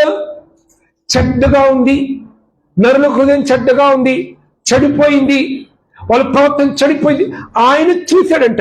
ఇప్పుడు లోతు దినంలో ఇప్పుడు వింటున్నాడంట. ఆయన చూసే లోతు దినాలు ఏంటంట? వింటున్నాడంట. ఏం వింటున్నాడు? ఏంటి? ఏం మొర గొప్పది? ఏం మొర గొప్పదండి? ఏం వింటున్నాడు? చదమ్మా. వాటి పాపము ఒక వారమైన కనుకను నేను దిగిపోయి నా ఎద్దుకు వచ్చిన ఆ మొర చొప్పుననే వారు సంపూర్ణముగా చేసిదో లేదో చూచెదను.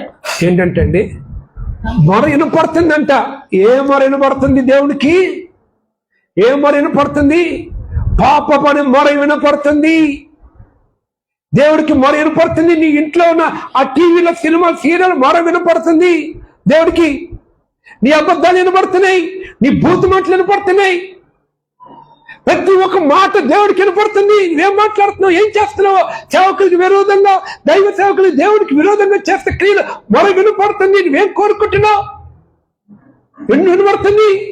నువ్వు ప్రతి ఒక్క మాట, నువ్వు మాట్లాడే ప్రతి ఒక్క మాట దేవుడికి వినపడుతుంది. జాగ్రత్త. వినపడుతుందండి ఈరోజు, వినపడుతుంది. ఆయన దిగొస్తాడంట. గుర్తుపెట్టుకో, అది సంపూర్ణమైందో లేదో. ఎందుకో నేను నాశనం చేస్తానికి. వాళ్ళు ఏం కోరుకుంటున్నారు? నాకు మందు తాగుతానికి డబ్బులు, నాకు ఈ పాపం కావాలి, ఈ అబ్బాయి కావాలి, ఈ అమ్మాయి కావాలి, ఇది ఈ డ్రెస్ కావాలి, ఈ చీర కావాలి, ఈ బంగారం కావాలి, ఈ డబ్బు కావాలి, ఈ ఇల్లు కావాలి, ఈ కార్లు కావాలి, ఈ బిల్డింగ్లు కావాలి, ఈ ఉద్యోగాలు కావాలి. ఇదే ఏ మొర? భూ సంబంధమైన మొరలు, పాపపు మొరలు వినపడుతున్నాయంట. దేవుడికి అది అసహ్యము. ఏం మాట్లాడుకుంటున్నావు ఇద్దరు కలిసి? ఎవరి గురించి మాట్లాడుతున్నావు? వినపడుతుంది. నీ మొర వినపడుతుంది. దిగొస్తాడంట. అంటే నేను సంపూర్ణమైందా లేదో చూస్తున్నాడు. ఎత్తేస్తానికి, నీ కుటుంబము ఆధార్ కార్డులో పేరు లేకుండా తీసేస్తానికి ఆయన చూస్తామని దిగుతాడంట. ఇంకా ఫుల్ఫిల్ అవ్వాలి. ఏంటి ఫుల్ఫిల్ అవ్వాలా? మాట్లాడుతూనే ఉన్నావు. ఓకే, ఇంకా నీ గురించి ఒక కృపిస్తున్నాడు. ఇదిగో దైవ సేవకుల ద్వారా నీతో మాట్లాడిస్తున్నాడు. నేను నాశనం చేయకుండా దేవుని సేవకులు పంపిస్తా ఉన్నా కానీ నువ్వు మటుకి వినట్లేదు. నువ్వు మటుకి ఏమి చేసుకోవట్లేదు. నీ మొర ఎలాగుంది దేవుని దృష్టిలో? అపహాసము. 2 పేతురు 5:2 వాక్యం.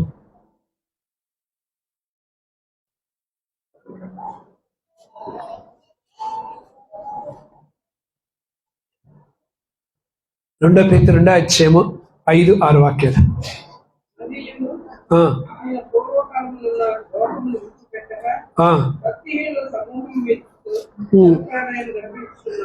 రప్పించినప్పుడు నీతిని ప్రకటించిన నోవాహును మరి 7 కాపాడంట.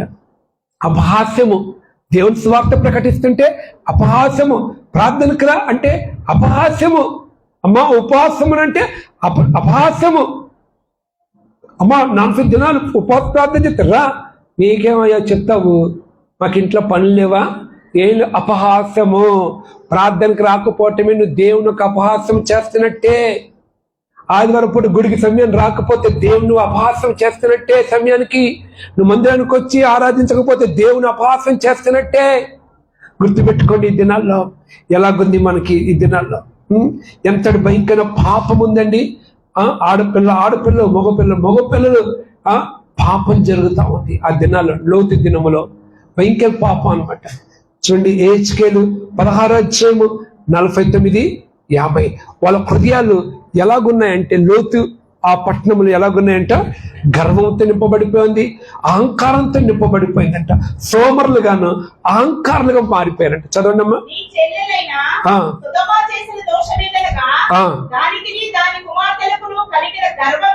గర్వం అంట. గర్వము సుఖము కోరుకుంటున్నారండి ఈ దినాల్లో. గర్వం. సుధమని ఎందుకు దేవుడు దిగొచ్చాడు? గర్వం ఉంది, గర్వం చూశాడు. సుఖాన్ని కోరుకుంటున్నాం. అమ్మో ఎండండి, రాలేవండి ప్రార్థనకి, ఏసీ కావాలిగా. సుఖం కోరుకో. జయలలిత అన్ని కోట్లు సంపాదించింది, వేలం వేశారంటే ఈ మధ్యలోనే. ఆ ఇల్లంతా, ఆ డబ్బంతా గవర్నమెంట్ తీసుకుంది. ఆ డ్రెస్ వేసుకొని చచ్చిపోయింది అంతే. ఏది ఒంటి మీద బట్టలు లేకుండా హాస్పిటల్లో ఒక డ్రెస్ వేస్తారు చూసా, అది నువ్వు పోగొడు తీసుకెళ్ళలేకపోయింది. గుర్తుపెట్టుకో, నీ చదువు నిన్ను పరలోకం తీసుకెళ్ళదు. నీ ఇల్లు, నీ ఉద్యోగం, నీ డబ్బు, నీ అందం ఏది దేవుని రాకల్లో తీసుకెళ్ళదు. దేని బట్టి గర్విస్తున్నావు? దేని బట్టి నీకు సుఖాన్ని కోరుకుంటున్నావు? ఈ ఎంత దినములో సుఖాన్ని కోరుకోకూడదు. సుఖం లేదు మనకి. సమాధి పెట్టలోకి వెళ్ళేదాకా నీకు నాకు రెస్ట్ లేదు. అయ్యో ఇప్పుడు దాకా ఉద్యోగం చేసి వచ్చాను, ఇక ప్రార్థనకి వెళ్ళాలా? ఓటీ ఇస్తారు, వెళ్ళొచ్చుగా. చేస్తావలేదా? ఇంక 3 గంటలు ఓటీ ఇస్తానంటే ఇంకొక 500 ఇస్తాను, చేయమంటే చేయమా? చక్కగా చదివి ఇక్కడ ఆడిచ్చే 500 కాదు, ఇక్కడ ఆకాశపు వాక్యాన్ని విప్పుతాడు దేవుడు. ఆకాశపు వాక్యాన్ని విప్పుతాడు. ఆయన అభిషేకంతో నింపబడతావు, పరిశుద్ధతతో నింపబడతావు. నీ కుటుంబం దేవుని యొక్క రాకల్లో ఎత్తబడి దుర్పులను ఉంటావు. ఇక్కడికి వస్తే లోతు అతని తరములో అతను ఒక్కడే నీతిమంతుడిగా ఉన్నాడు, కానీ ఏ పని చేయలేదండి దేవుని కొరకు. ఏ పని చేయలే. అలా కూర్చొని చూస్తా ఉన్నాడు, నాశనం అయిపోతుంది. మీరు కూడా అట్టగా ఉన్నారు. ఏ పని చేయలే. లోతు ఏ పని చేయలే. దేవుడు దేవదూతను పంపించినప్పుడు, ఇదిగో నువ్వు రా లోతు అంటే, తన బిడ్డలు రావట్లా, తన భార్య రావట్లా. ఏనండి, తన భార్య తన బిడ్డలు రావట్లా, అల్లులు రావట్లా. ఎందుకు? ఈ అయ్యగారు ఎప్పుడైనా ప్రకటిస్తేగా. ఆయన ఒక్కడే నీతిగా ఉన్నాడు, ఆయన ఒక్కడే పర్ఫెక్ట్గా ఉన్నాడు, కానీ ఎప్పుడు కూడా దేవుడి గురించి ఆయన ప్రకటించలేదు. ఈరోజు నువ్వు కూడా ఎలాగున్నా, నీ కుటుంబం ఎందుకు రావట్లా? నీ బిడ్డలు దేవుని మందిరానికి ఎందుకు రావట్లా? కన్నీరు, ప్రార్థన, భారం లేదు. లోతు ఒక్కడే కాపాడుకొని అచ్చటి దగ్గర కూర్చొని చూస్తా ఉండేవాడు అంతే. బాధపడతా, ప్రార్థన చేయలేదు, బాధపడ్డాడు అంతే తప్ప ప్రార్థన అనేది లేదు. మరి నువ్వు ఎలాగున్నావు? ఈ 40 దినాలు నీకు ఒక ప్రార్థన పెట్టాడు దేవుడు, ఒక కృపనిచ్చాడు ప్రార్థిస్తానికి. నువ్వు కూడా ప్రార్థించకుండా, ఏం చేయకుండా మొర వినపడుతుంది, నీ ఇంట్లో మొర వినపడుతుంది దేవుడికి. టీవీ అని మొర, సెల్ ఫోన్ ఒక మొర. జాగ్రత్త. దిగొస్తాడు. దిగొచ్చి లోతు బయటికి రామంటే రావట్లా. బలవంతంగా తీసుకొస్తాను. ఈరోజు కూడా మిమ్మల్ని కూడా ఇన్ని తిట్టాల్సి వస్తుంది చూడండి. ఎన్ని అంటున్నాను కదా మాటలు. ఒక్కటైనా పని చేసేంత పొడుస్తూనే ఉన్నాను నేను అనించలేను మిమ్మల్ని కదా. ఏదో ఒక భయం చేసి మిమ్మల్ని మందిరంలోకి రప్పించాలి. ఈ వాక్యం చెప్పి ఏదో ఒకటి పొడుతుంది. నేను మమ్మల్ని ఎంతైనా దిగట్లా. దిగట్లా. ఈ దేహం అంట ఎంట దగ్గర అయిపోయిందంటే లోపలికి వెళ్ళట్లా. చెవులు లేవు మనకి. మనిషికి ఇక్కడ ఉన్నాం, body present mind of center. ఎక్కట్లా బుర్రలోకి, ఎక్కట్లా చెవులోకి, ఎక్కట్లా హృదయంలోకి, ఎక్కట్లే. ఎక్కితే ఇప్పుడు ఎంతమంది ఉన్నారో రేపటి దినం నుంచి కూడికలు అయిపోయేదాకా అంతమంది జనాలు ఉంటారండి. హల్లెలూయా, మేము ఉంటామండి అన్నవాళ్ళు మీరు దేవునికి ఒక్కసారి స్తోత్రం చెప్పండి, చూస్తాం. హల్లెలూయా, హల్లెలూయా. మేము ఇక్కడ ఎంతమంది అయితే కూర్చున్నా మేము అంతమంది మేము ప్రార్థనకు వస్తాం ఆయనకి రోజు అన్న దేవుని స్తోత్రం చెప్పండి.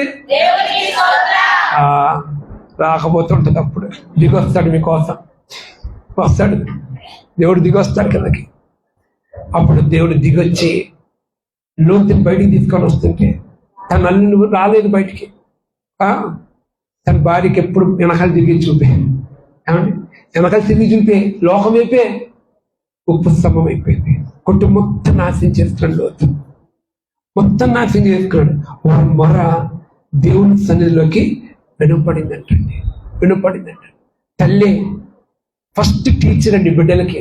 గుర్తుపెట్టుకోండి తల్లిలారా, గుర్తుపెట్టుకోండి, మీరే మీ బిడ్డలకి టీచర్. ఫస్ట్ టీచర్ ఎవరంటే తల్లిదండ్రులే. గుర్తుపెట్టుకోండి. అందుకని మనం ఎక్కడ అప్లికేషన్ ఫిల్ చేసినా కూడా దాంట్లో ఏముంటుంది, మదర్ టంగ్ అని ఉంటుంది, కానీ ఫాదర్ టంగ్ అని ఉండదు కదండి. మదర్ టంగ్ అని ఉంటుంది, ఫాదర్ టంగ్ అని ఉండదు. జాగ్రత్త. మీరే చాలా జ్ఞానం కలిగి మీ కుటుంబాన్ని కట్టుకోవాలి, చాలా కృప కలిగి మీ కుటుంబాన్ని కట్టుకోవాలి. ప్రభువు అక్కడ ఎత్తబడి గుంపును మీరు ఉంటారా? ఏమండి ఒక చక్కటి మాట అంటాడు పౌలు, అంటాడు తిమోతికి, ఇదిగో నీ తల్లి మాటను విను, నీ తల్లికి ఇచ్చిన మీ అవ్వందే ఆ అవ్వ మాట నువ్వు వినోలి తిమోతి అని హెచ్చరిస్తున్నాడు. ఎందుకంటే వాళ్ళు చెప్పే మాటలు మనకి కావాలి, పెద్దవాళ్ళ మాటలు చెప్పేది. ఈ దినాల్లో తల్లి ఏ విధంగా నడిపిస్తుందో కుటుంబం ఆ విధంగానే నడిచింది. లోతు దినములు ఉన్నట్టుగా ఉన్నాయి, నోవాహు దినాల్లో ఉన్నట్టుగా ఉన్నాయి. ఇదిగో దేవుడు చెప్తున్నాడు, అయ్యే ఇప్పుడు జరుగుతున్నాయి, అయ్యే మనం చూస్తున్నాం. ఎప్పుడు కడబూరబోగిద్దో తెలీదు, ఎప్పుడు ఆయన స్వరం వింటాం మనకు తెలీదు. సంఘం ఎత్తబడాలి, నువ్వు పరలోకానికి ఎత్తబడాలి అని ఒక ఆశ నీకుందా? అందరి లేచి చేయబడదా? సమర్పించుకుందాం, దేవునికి సమర్పించుకుందాం. ఈ రోజున నోవాహు గురించి విన్నాం, లోతు గురించి విన్నాం. దేవుని అడుగుదాం ఈ రోజున, ఒక కృపను కోరుకుందాం. మనము ప్రతి గురువారం ఇదిగో దేవుడు నన్ను ఇక్కడికి నిలబెడతానికి ఇష్టపడ్డాడు. ప్రతి గురువారం దేవుని కృపను పట్టి మీ అందరికీ ప్రార్థన నడిపించి మీ అందరి కొరకు ప్రార్థన చేసే వెళ్తాను. ఇంకా దేవుడు అది చెప్పాడు, మీ అందరికి ఒక విడుదల చూడబోతున్నారు ప్రతి గురువారం. అంటే మిగతా దినాల్లో కాదనా? కాదు. ఆ దినాల్లో అన్ని వస్తే గురువారం ఒక గొప్ప విడుదల చూస్తారని అర్థం. ఎవరైతే సోమవారం నుంచి వస్తారో ఆ దినములో ఒక అద్భుతం మీరు చూడబోతున్నారు. అడుగుతాం దేవుణ్ణి, నువ్వు ఏ విధంగా ఉన్నావు? నీతిమంతుడిగా ఉన్నావా? నోవాహులాగా యథార్థవంతుడిగా ఉన్నావా? దేవుడు చూశాడంట, జల ప్రళయముతో నాశనం ఎందుకు చేశాడు? చెడిపోయిందంట, హృదయం చెడిపోయింది, మనసు చెడిపోయింది, ఆలోచన చెడిపోయింది. నీతుల గురించి ప్రకటిస్తుంటే వాళ్ళు వినట్లేదు దేవుడి వాక్యము. అందుకని జల ప్రళయము ద్వారా నాశనం ప్రతింపచేశాడు. ఆనోకు ఒక దర్శనం ఉంది, మెతుషెల పుట్టినప్పుడు ఒక జల ప్రళయం రాబోతుందని. వెంటనే హానోకు 300 సంవత్సరాలు దేవునితో నడిచాడు, భయంతో నడిచాడు. మనకి ఆ భయం ఉందా? నువ్వు ఎవరితో నడుస్తున్నావు? లోతు దినములో స్వరం వినపడుతుందంట, ఆ స్వరం సంపూర్ణమైందా లేదు దిగాడంట. దిగొచ్చాడు. ఏంటి ఆ స్వరము? నువ్వేం కోరుకుంటున్నావు? పాపం, పాపం, పాపం. నీ ఇంట్లో సీరియల్, నీ ఇంట్లో సినిమాలు, నీ ఫోన్లో ఏ పాపం వింటున్నావు? స్వరం వింటున్నాడు దేవుడు. నీ స్వరం ఎలాగుంది?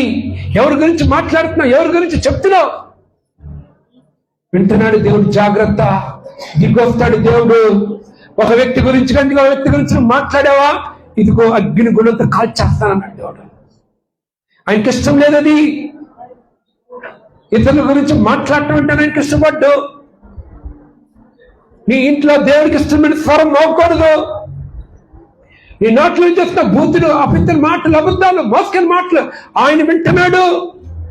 జాగ్రత్త, సరి చేసుకుందాం, ఒక విడుదల పొందుకుందాం మనము.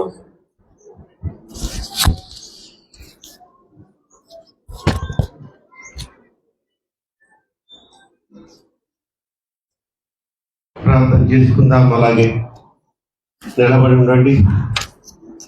విత్తబడిన వాక్యంలో ప్రభువారు అనేక విధములుగా మనతో మాట్లాడారు. నీ నిర్లక్ష్య వైఖరి, ఆదివారం ఆరాధనకు రావాలంటే నీకు బద్ధకం, లోకాశుల వైపు, నేత్రాశుల వైపు, జీవపు డమ్మముల వైపు పరిగెడుతున్నారట. ఇది నా మాట కాదు, దేవుడి ఆయన ఆవేదనను తన దాసుని ద్వారా ఈ పూట వ్యక్తపరిచినందుకు ఆయనకి మనం ఎంతైనా రుణస్థులమై ఉందాం. స్తోత్రం చేద్దాం. హల్లెలూయా. మంచి తల్లి, ఆయనకి ఏమిచ్చి మనం రుణం తీర్చుకోలేం తల్లి. అమ్మా, ఏమిచ్చి ఆయన రుణం మనం తీర్చుకోలేం. ఈ మధ్యకాలంలో ఒక తల్లి నన్ను పర్మిషన్ అడిగి, ఆదివారం నేను పనికి వెళ్ళాలండి, నాకు చాలా అవసరము, అక్కడ ఆ పనికి వెళ్తే నాకు వచ్చి జీతం అంటే సంతోషంగా ఇచ్చా పర్మిషన్. అమ్మా వెళ్ళు తల్లి, దేవుడు కూడా ఏమనుకోడు, నీ పక్షంగా నేను ప్రార్థన చేస్తాను. అయ్యా, ఆ బిడ్డకు అవసరం నాయన, అందుకని ఆదివారం వెళ్తుంది అని చేస్తానన్నా. ఆ అవకాశం తీసుకొని 10 రోజులు ఎగ్గొట్టింది ఆ తల్లి. మళ్ళా నీకు దేవుడు నిత్యం కాపాడాల, నిన్ను, నీ బిడ్డల్ని, నీ భర్తను కూడా. నీతోనే ఉండాలి, ఇక మమ్మల్ని వదిలేయాలి ఆయన దేవుడు. పశ్చాత్తాపడు. ఇల్లు సర్దుకోవాలంట. ఒకరోజు సాకులు చెప్తారు నాకు, ఇల్లు సర్దుకునే దానికి ఆరాధన మానేస్తావా? 1 గంట జరిగే ఈ ఆరాధన మానుకుంటావా? వెళ్ళి తెల్లారుదలు సర్దుకో. మీకు అర్థం కావట్లా, భక్తి అంటే అర్థం కావట్లా. దేవుని ఏ విధంగా మనం ఆరాధించుకోవాలి, ఆయన ఎలా సంతోష పెట్టాలన్నది మీకు అర్థమైతే ఇటువంటి పిచ్చ పిచ్చ పనులు చేయం మనం.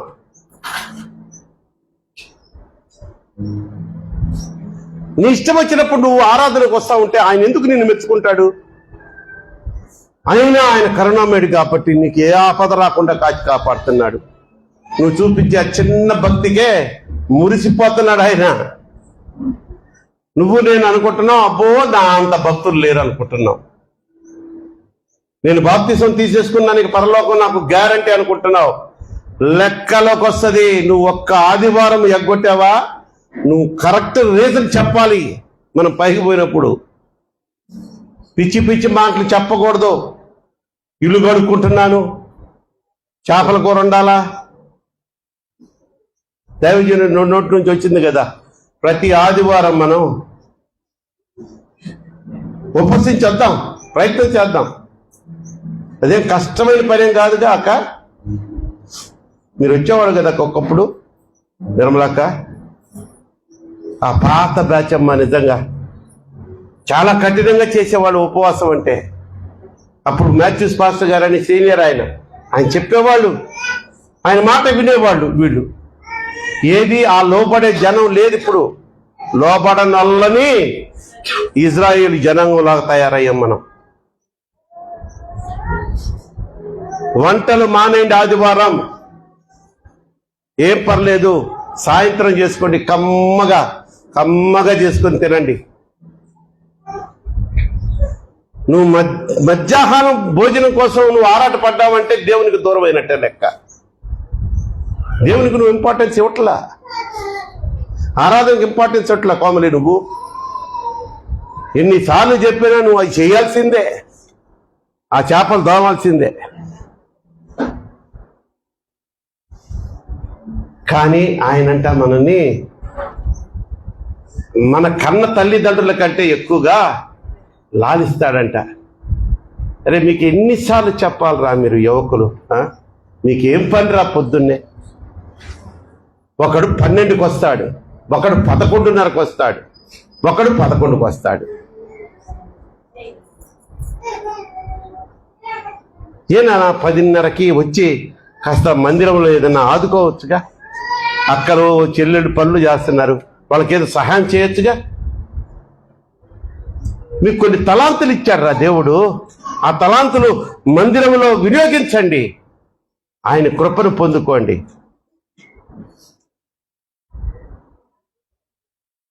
ముదిమి వచ్చు వరకు ఎత్తుకొని ముద్దాడును, చంక పెట్టుకుని కాపాడును యేసయ్యా. తల్లిలా లాలించును, తల్లిలా లాలించును, తల్లిలా ఇది బతుకు వరకు ఎత్తుకొని కాపాడును, కంట పెట్టుకొని కాపాడును యేసయ్యా. తల్లిలా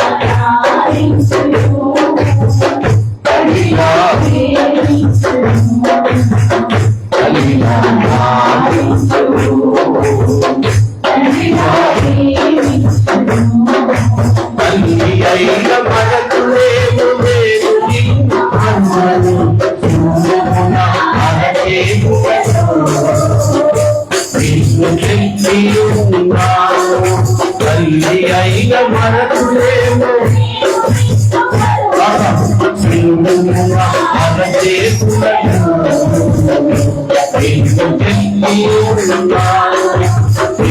పడకు భయపడకు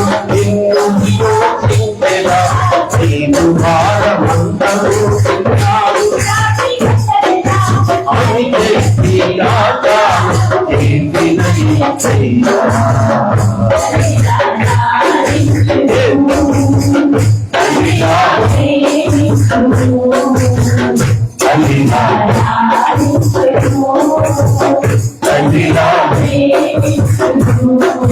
పర్వతాలు కలగవచ్చు తత్తరిల్లు గైతలన్నీ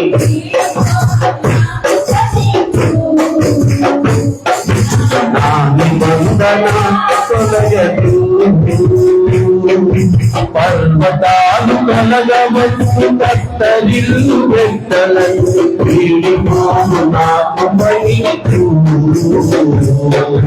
నాని వందన తొలగదు.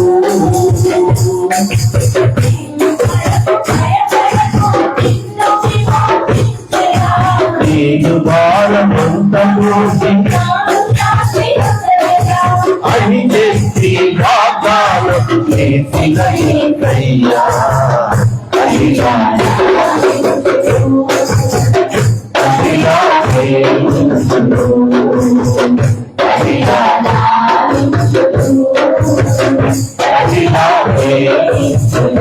ముదిమి భక్తు వరకు ఎత్తుకొని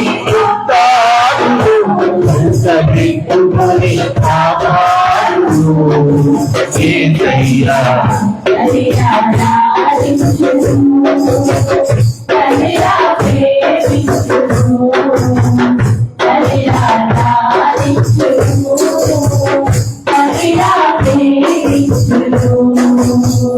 ఒక్క నిమిషం అందరూ మోకరించండి. మోకరించగలిగిన వారు మాత్రం మోకరించండి. అడుగుదాం, పశ్చాత్తాపంతో క్షమాపణ అడుగుదాం. అయ్యా, నా నిర్లక్ష్యానికి నేను సిగ్గుపడుతున్నాను నాయన, నా నిర్లక్ష్యానికి నేను సిగ్గుపడుతున్నాను నాయన. అయ్యా, నన్ను క్షమించు. నా అతిక్రమాలకు ఏ శ్రమ రానికుండా నా తండ్రి, ఏ శాపపు రానికుండా మీరు క్షమించమని నీ పాదాలు పట్టుకొని వేడుకుంటున్నాను. అడుగు తల్లి. నైనా సహోదరుడా, యవ్వన కుమారుడా, నిదానంగా వచ్చావు కదా, గళ్ళ గళ్ళ చొక్కాలు వేసుకొని అబ్బో సోకులు చేసుకొని వచ్చారు. ఈ మధ్య మీకు ఆడపిల్లల కంటే సోకులు ఎక్కువైపోయినాయిరా. రండి నాయన, పశ్చాత్తాపడండి, అడగండి, ప్రభువుని అడగండి.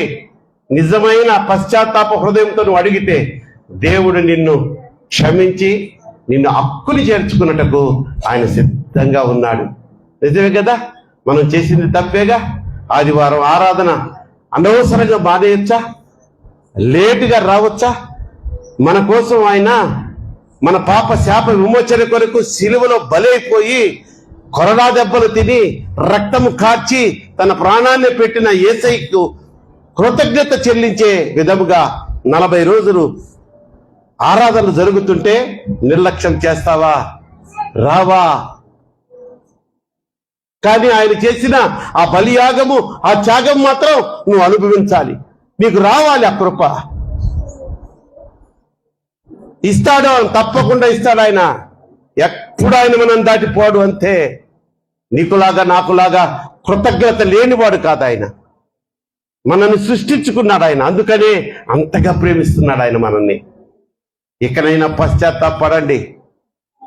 సోమవారం నుంచి శనివారం వరకు జరిగే ఆ యొక్క సాయంకాలపు శిలువ ధ్యాన ఆరాధనలో ఏ ఒక్కరు ఆదివారం ఆరాధన మానే గాని అన్నానికండి మానేయద్దు. అంతకంటే ప్రాముఖ్యమైనది నువ్వు కృతజ్ఞత తెలియజేసుకునే శిలువ ధ్యాన ఆరాధనది. సిలువలో ఆ సిలువలో ఆ ఘోర కల్వరిలో తులువలా మధ్యలో వేలాడిన ఆ దృశ్యాన్ని ఒకసారి నువ్వు ఊహించుకున్నాయినా ఓ ప్రియకుమారుడా. వేలాడిన యేసయ్యా, చీలిపోయిన ఆ కండలు వేలాడుతున్న శరీరంతో ఎర్రటి ఎండలో 3 మేకులు కొట్టి ఆ చెక్క మాను మీద వేలాడి తీస్తే నోరు మెదపలేదంట. ఆయన నోరు మెదపలేదంట. పైపెచ్చు మనకి క్షమాపణ దయచేస్తున్నాడు. తండ్రిని వేడుకుంటున్నాడు. తండ్రి తండ్రి, వీరేమి చేస్తున్నారో వీరు ఎరుగురు గనక వీరిని క్షమించు. నిజంగా నీది మనసు అయితే, పాషాణం కాకపోతే పశ్చాత్తాపడు. ఇప్పుడు వెలి అయిన యేసయ్యా, బలి అయిన యేసయ్యా, నీవెంతో అలసితివా యేసయ్యా, నిలువెల్ల నలిగితివా,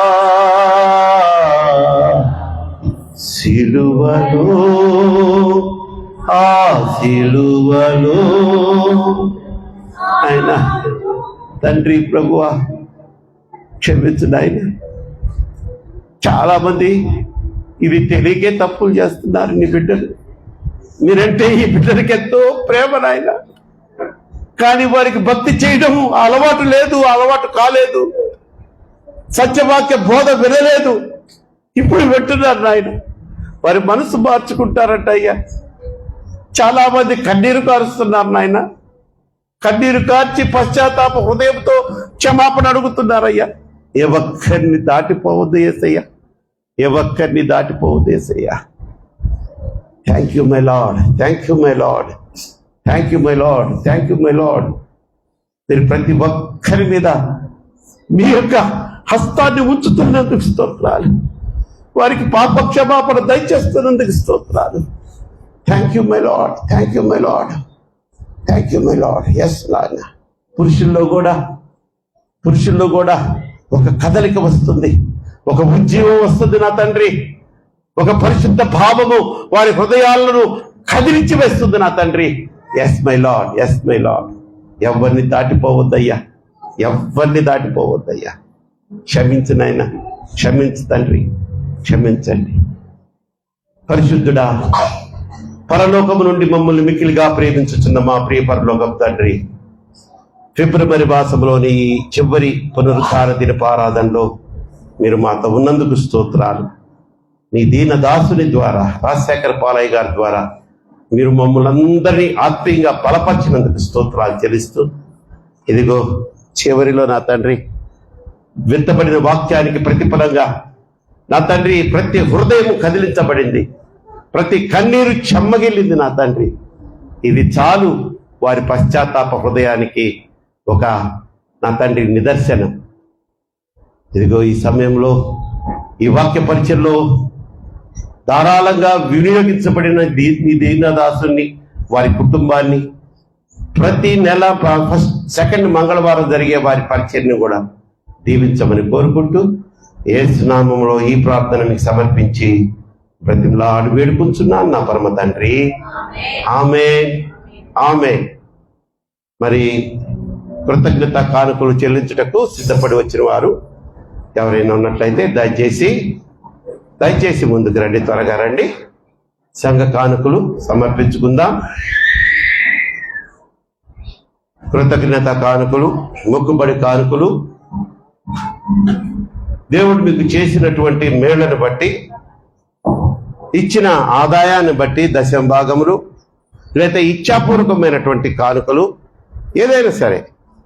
ఓకే, పాట పాడుకుందాం. సంఘ కానుకలు సమర్పించుకుందాం. నీవు చేసిన ఉపకారములకు నీవేమి నీవు చేసిన ఉపకారములకు నీవేమి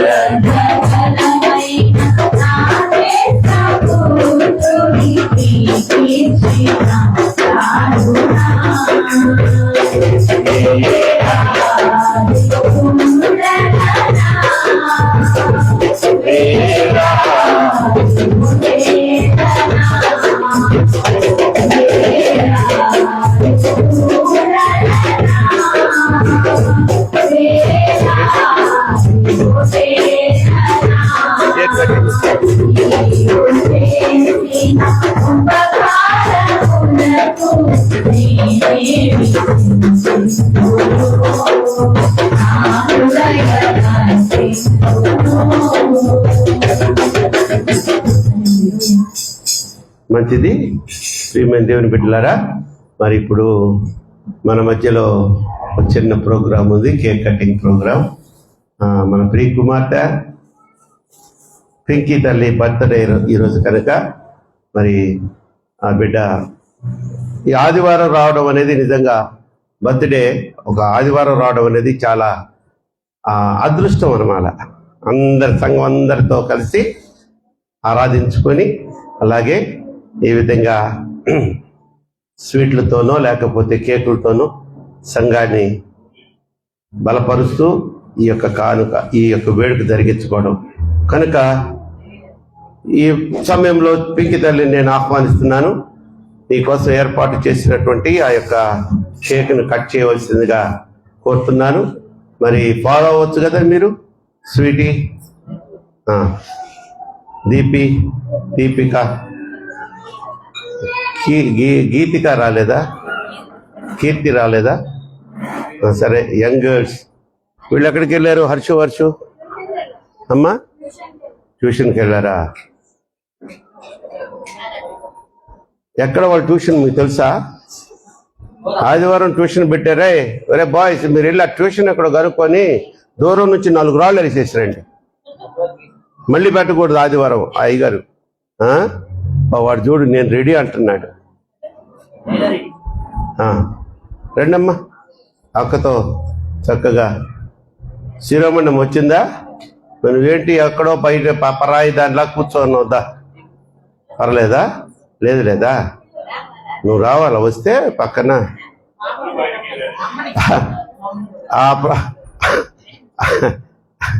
ఆ ప్రొడక్షన్ మేనేజర్ నువ్వే కదా, ఫ్యాక్టరీ.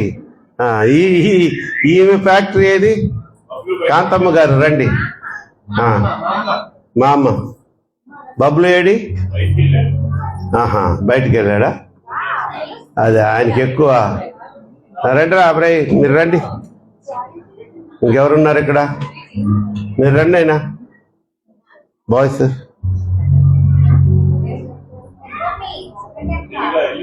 ఇంకా చుట్టాలు వచ్చినట్టున్నారుగా, మీరందరు రావచ్చమ్మా చక్కగా.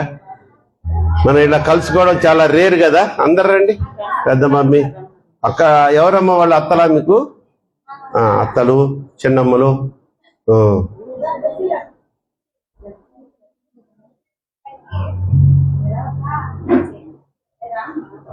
రండి నాయన.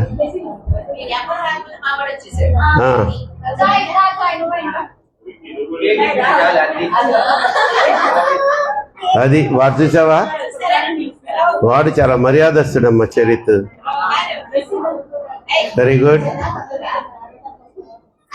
ఓకే రండి నాయన. చెర్రీ రామ్మా, నువ్వు చిన్నోడివే కదరా, రా.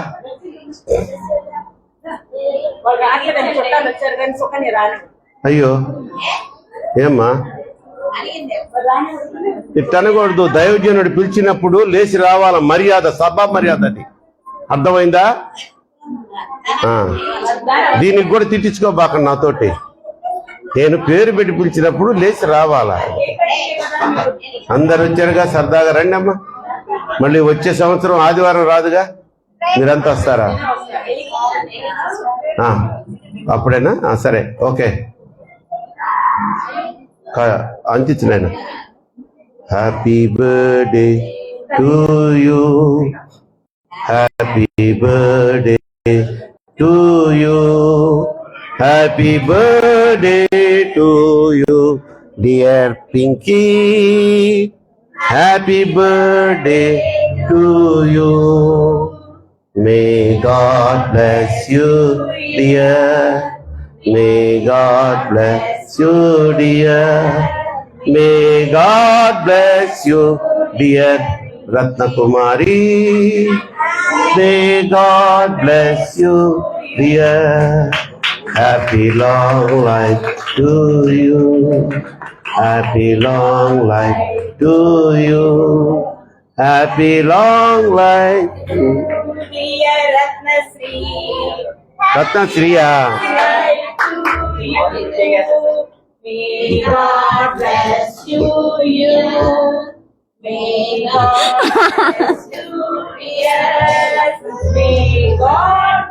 మా సంఘంలో నంబర్ 1 అనుకోవచ్చు. ఏ పనన్నా ఎడమ చేత చేసుకునే పద్ధతి తల్లి. నిజమమ్మా, అన్యాయమా? న్యాయం చెప్తానమ్మా. నేను ఇక్కడ నుంచొని అబద్ధాలు చెప్పను మీకులాగా అమ్మా.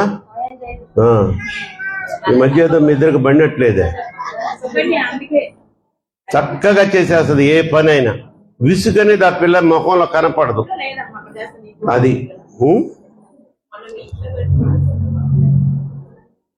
దేవుడా బిడ్డని దీవించును గాక. చిన్న ప్రార్థన చేస్తానమ్మా. ప్రభువా స్తోత్రం నాయన. రమేష్ గారిని, శిరోమణమ్మను ప్రేమించి ఏకైక కుమార్తెగా, జ్యేష్ఠ కుమార్తెగా పింకి తల్లిని ఒక బహుమానంగా ఇచ్చినందుకు స్తోత్రాలు. ఆ బిడ్డను దీవించి ఆశీర్వదించి నా ప్రభువా ఆ బిడ్డకు నూతన సంవత్సరమైన దయా కిరీటాన్ని ధరింపజేసినందుకు స్తోత్రాలు. ఈ సంవత్సరం ఆది నుంచి అంతం వరకు దీర్ఘాయుష్తో మంచి ఆరోగ్యంతో అభిషేకించండి. తన మనోవాంఛలను తీర్చండి. ఈ గుడి పరిచయలో ఇంకా వాడుకోండి. పాటల పరిచయలో ఇప్పటికే ఆ బిడ్డ చక్కని స్వరంతో నాయన నిన్ను స్తుతించే భాగ్యం ఆ బిడ్డకి ఇచ్చారు. ఇంకా నా తండ్రి వాక్యము చదవడంలో కానీ నా ప్రభువా ఇంకా అనేక విధములుగా ఆ బిడ్డ వాడబడుటకు కృప చూపించమని, అలాగే తన తమ్ముడు బబులను కూడా దీవించి ఈ కుటుంబం చుట్టూ మీ అగ్ని కంచెను ఒక రక్షణ కవచంగా ఉంచి వారిని ఈ సంవత్సరమునంతా మేలులతో నింపమని, వారి అవసరతలు తీర్చమని యేసు నామములో వేడుకొని ప్రార్థిస్తున్నాను నా పరమ తండ్రి. Amen. Wish you happy birthday pink తల్లి. ఇంకా ఇంకేమైనా ఉన్నాయా? అది తర్వాత క్లోజింగ్ ప్రేయర్ చేస్తాను.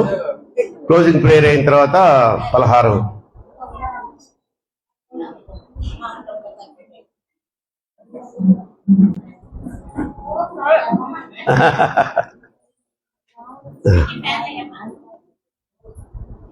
ఈ పరిశుద్ధ దినము,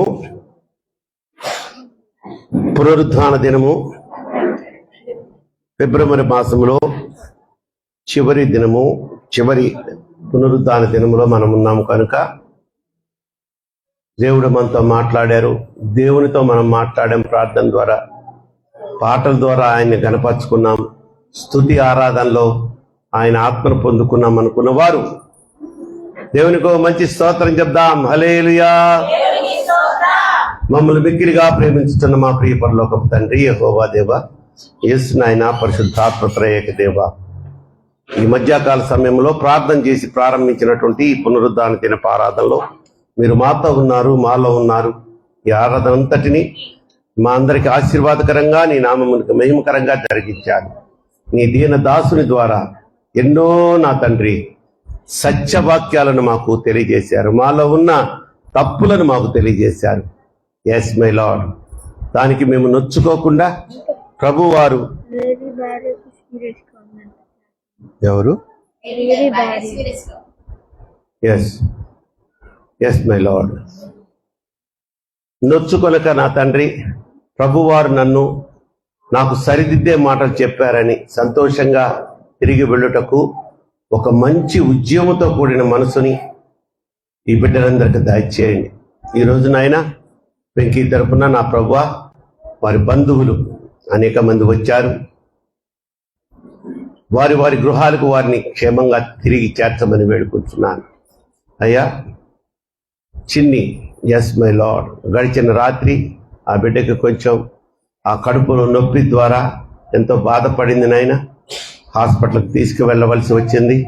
అక్కడ ట్రీట్మెంట్ జరగడం ద్వారా ఆ బిడ్డకు మీరే శాంతిని, ఉపశమనాన్ని ఇచ్చినందుకు స్తోత్రాలు చెల్లిస్తున్నాను. స్వస్థతనిచ్చినందుకు స్తోత్రాలు చెల్లిస్తున్నాను.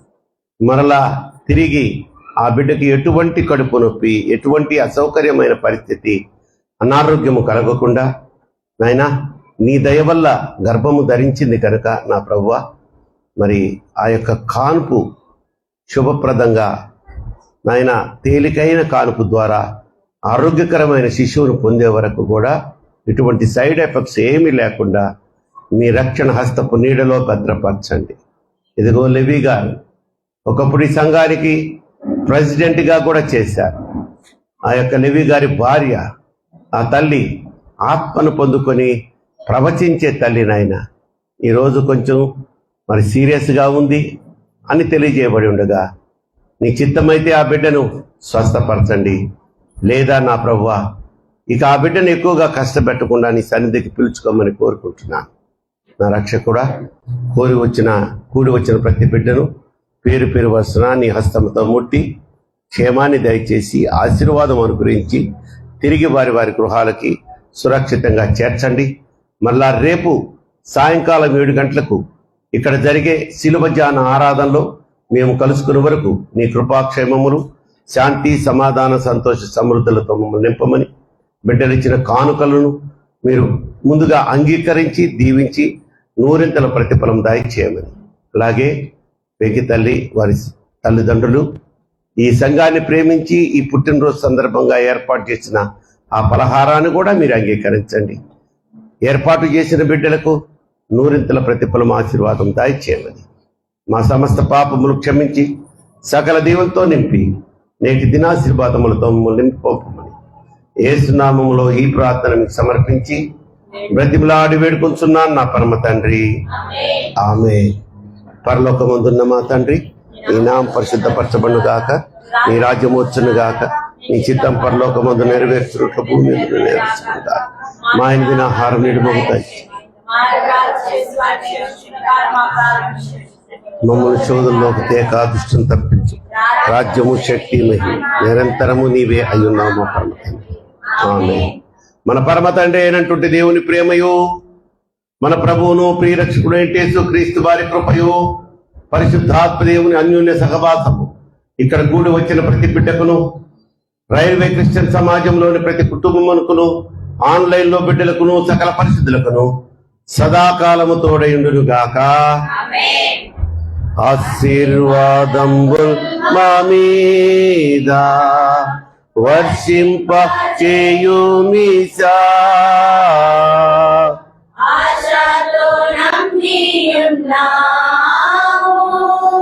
నీ సత్య వాగ్దాతము ఈ మాయి మీద కృమ్మరించుము దేవా. క్రమ్మర ప్రేమ కృమ్మరించుము దేవా. ఆమేన్. ఆమేన్. అలాగే కూర్చోండి, మీ దగ్గరికి పలహారం వస్తుంది. నైనా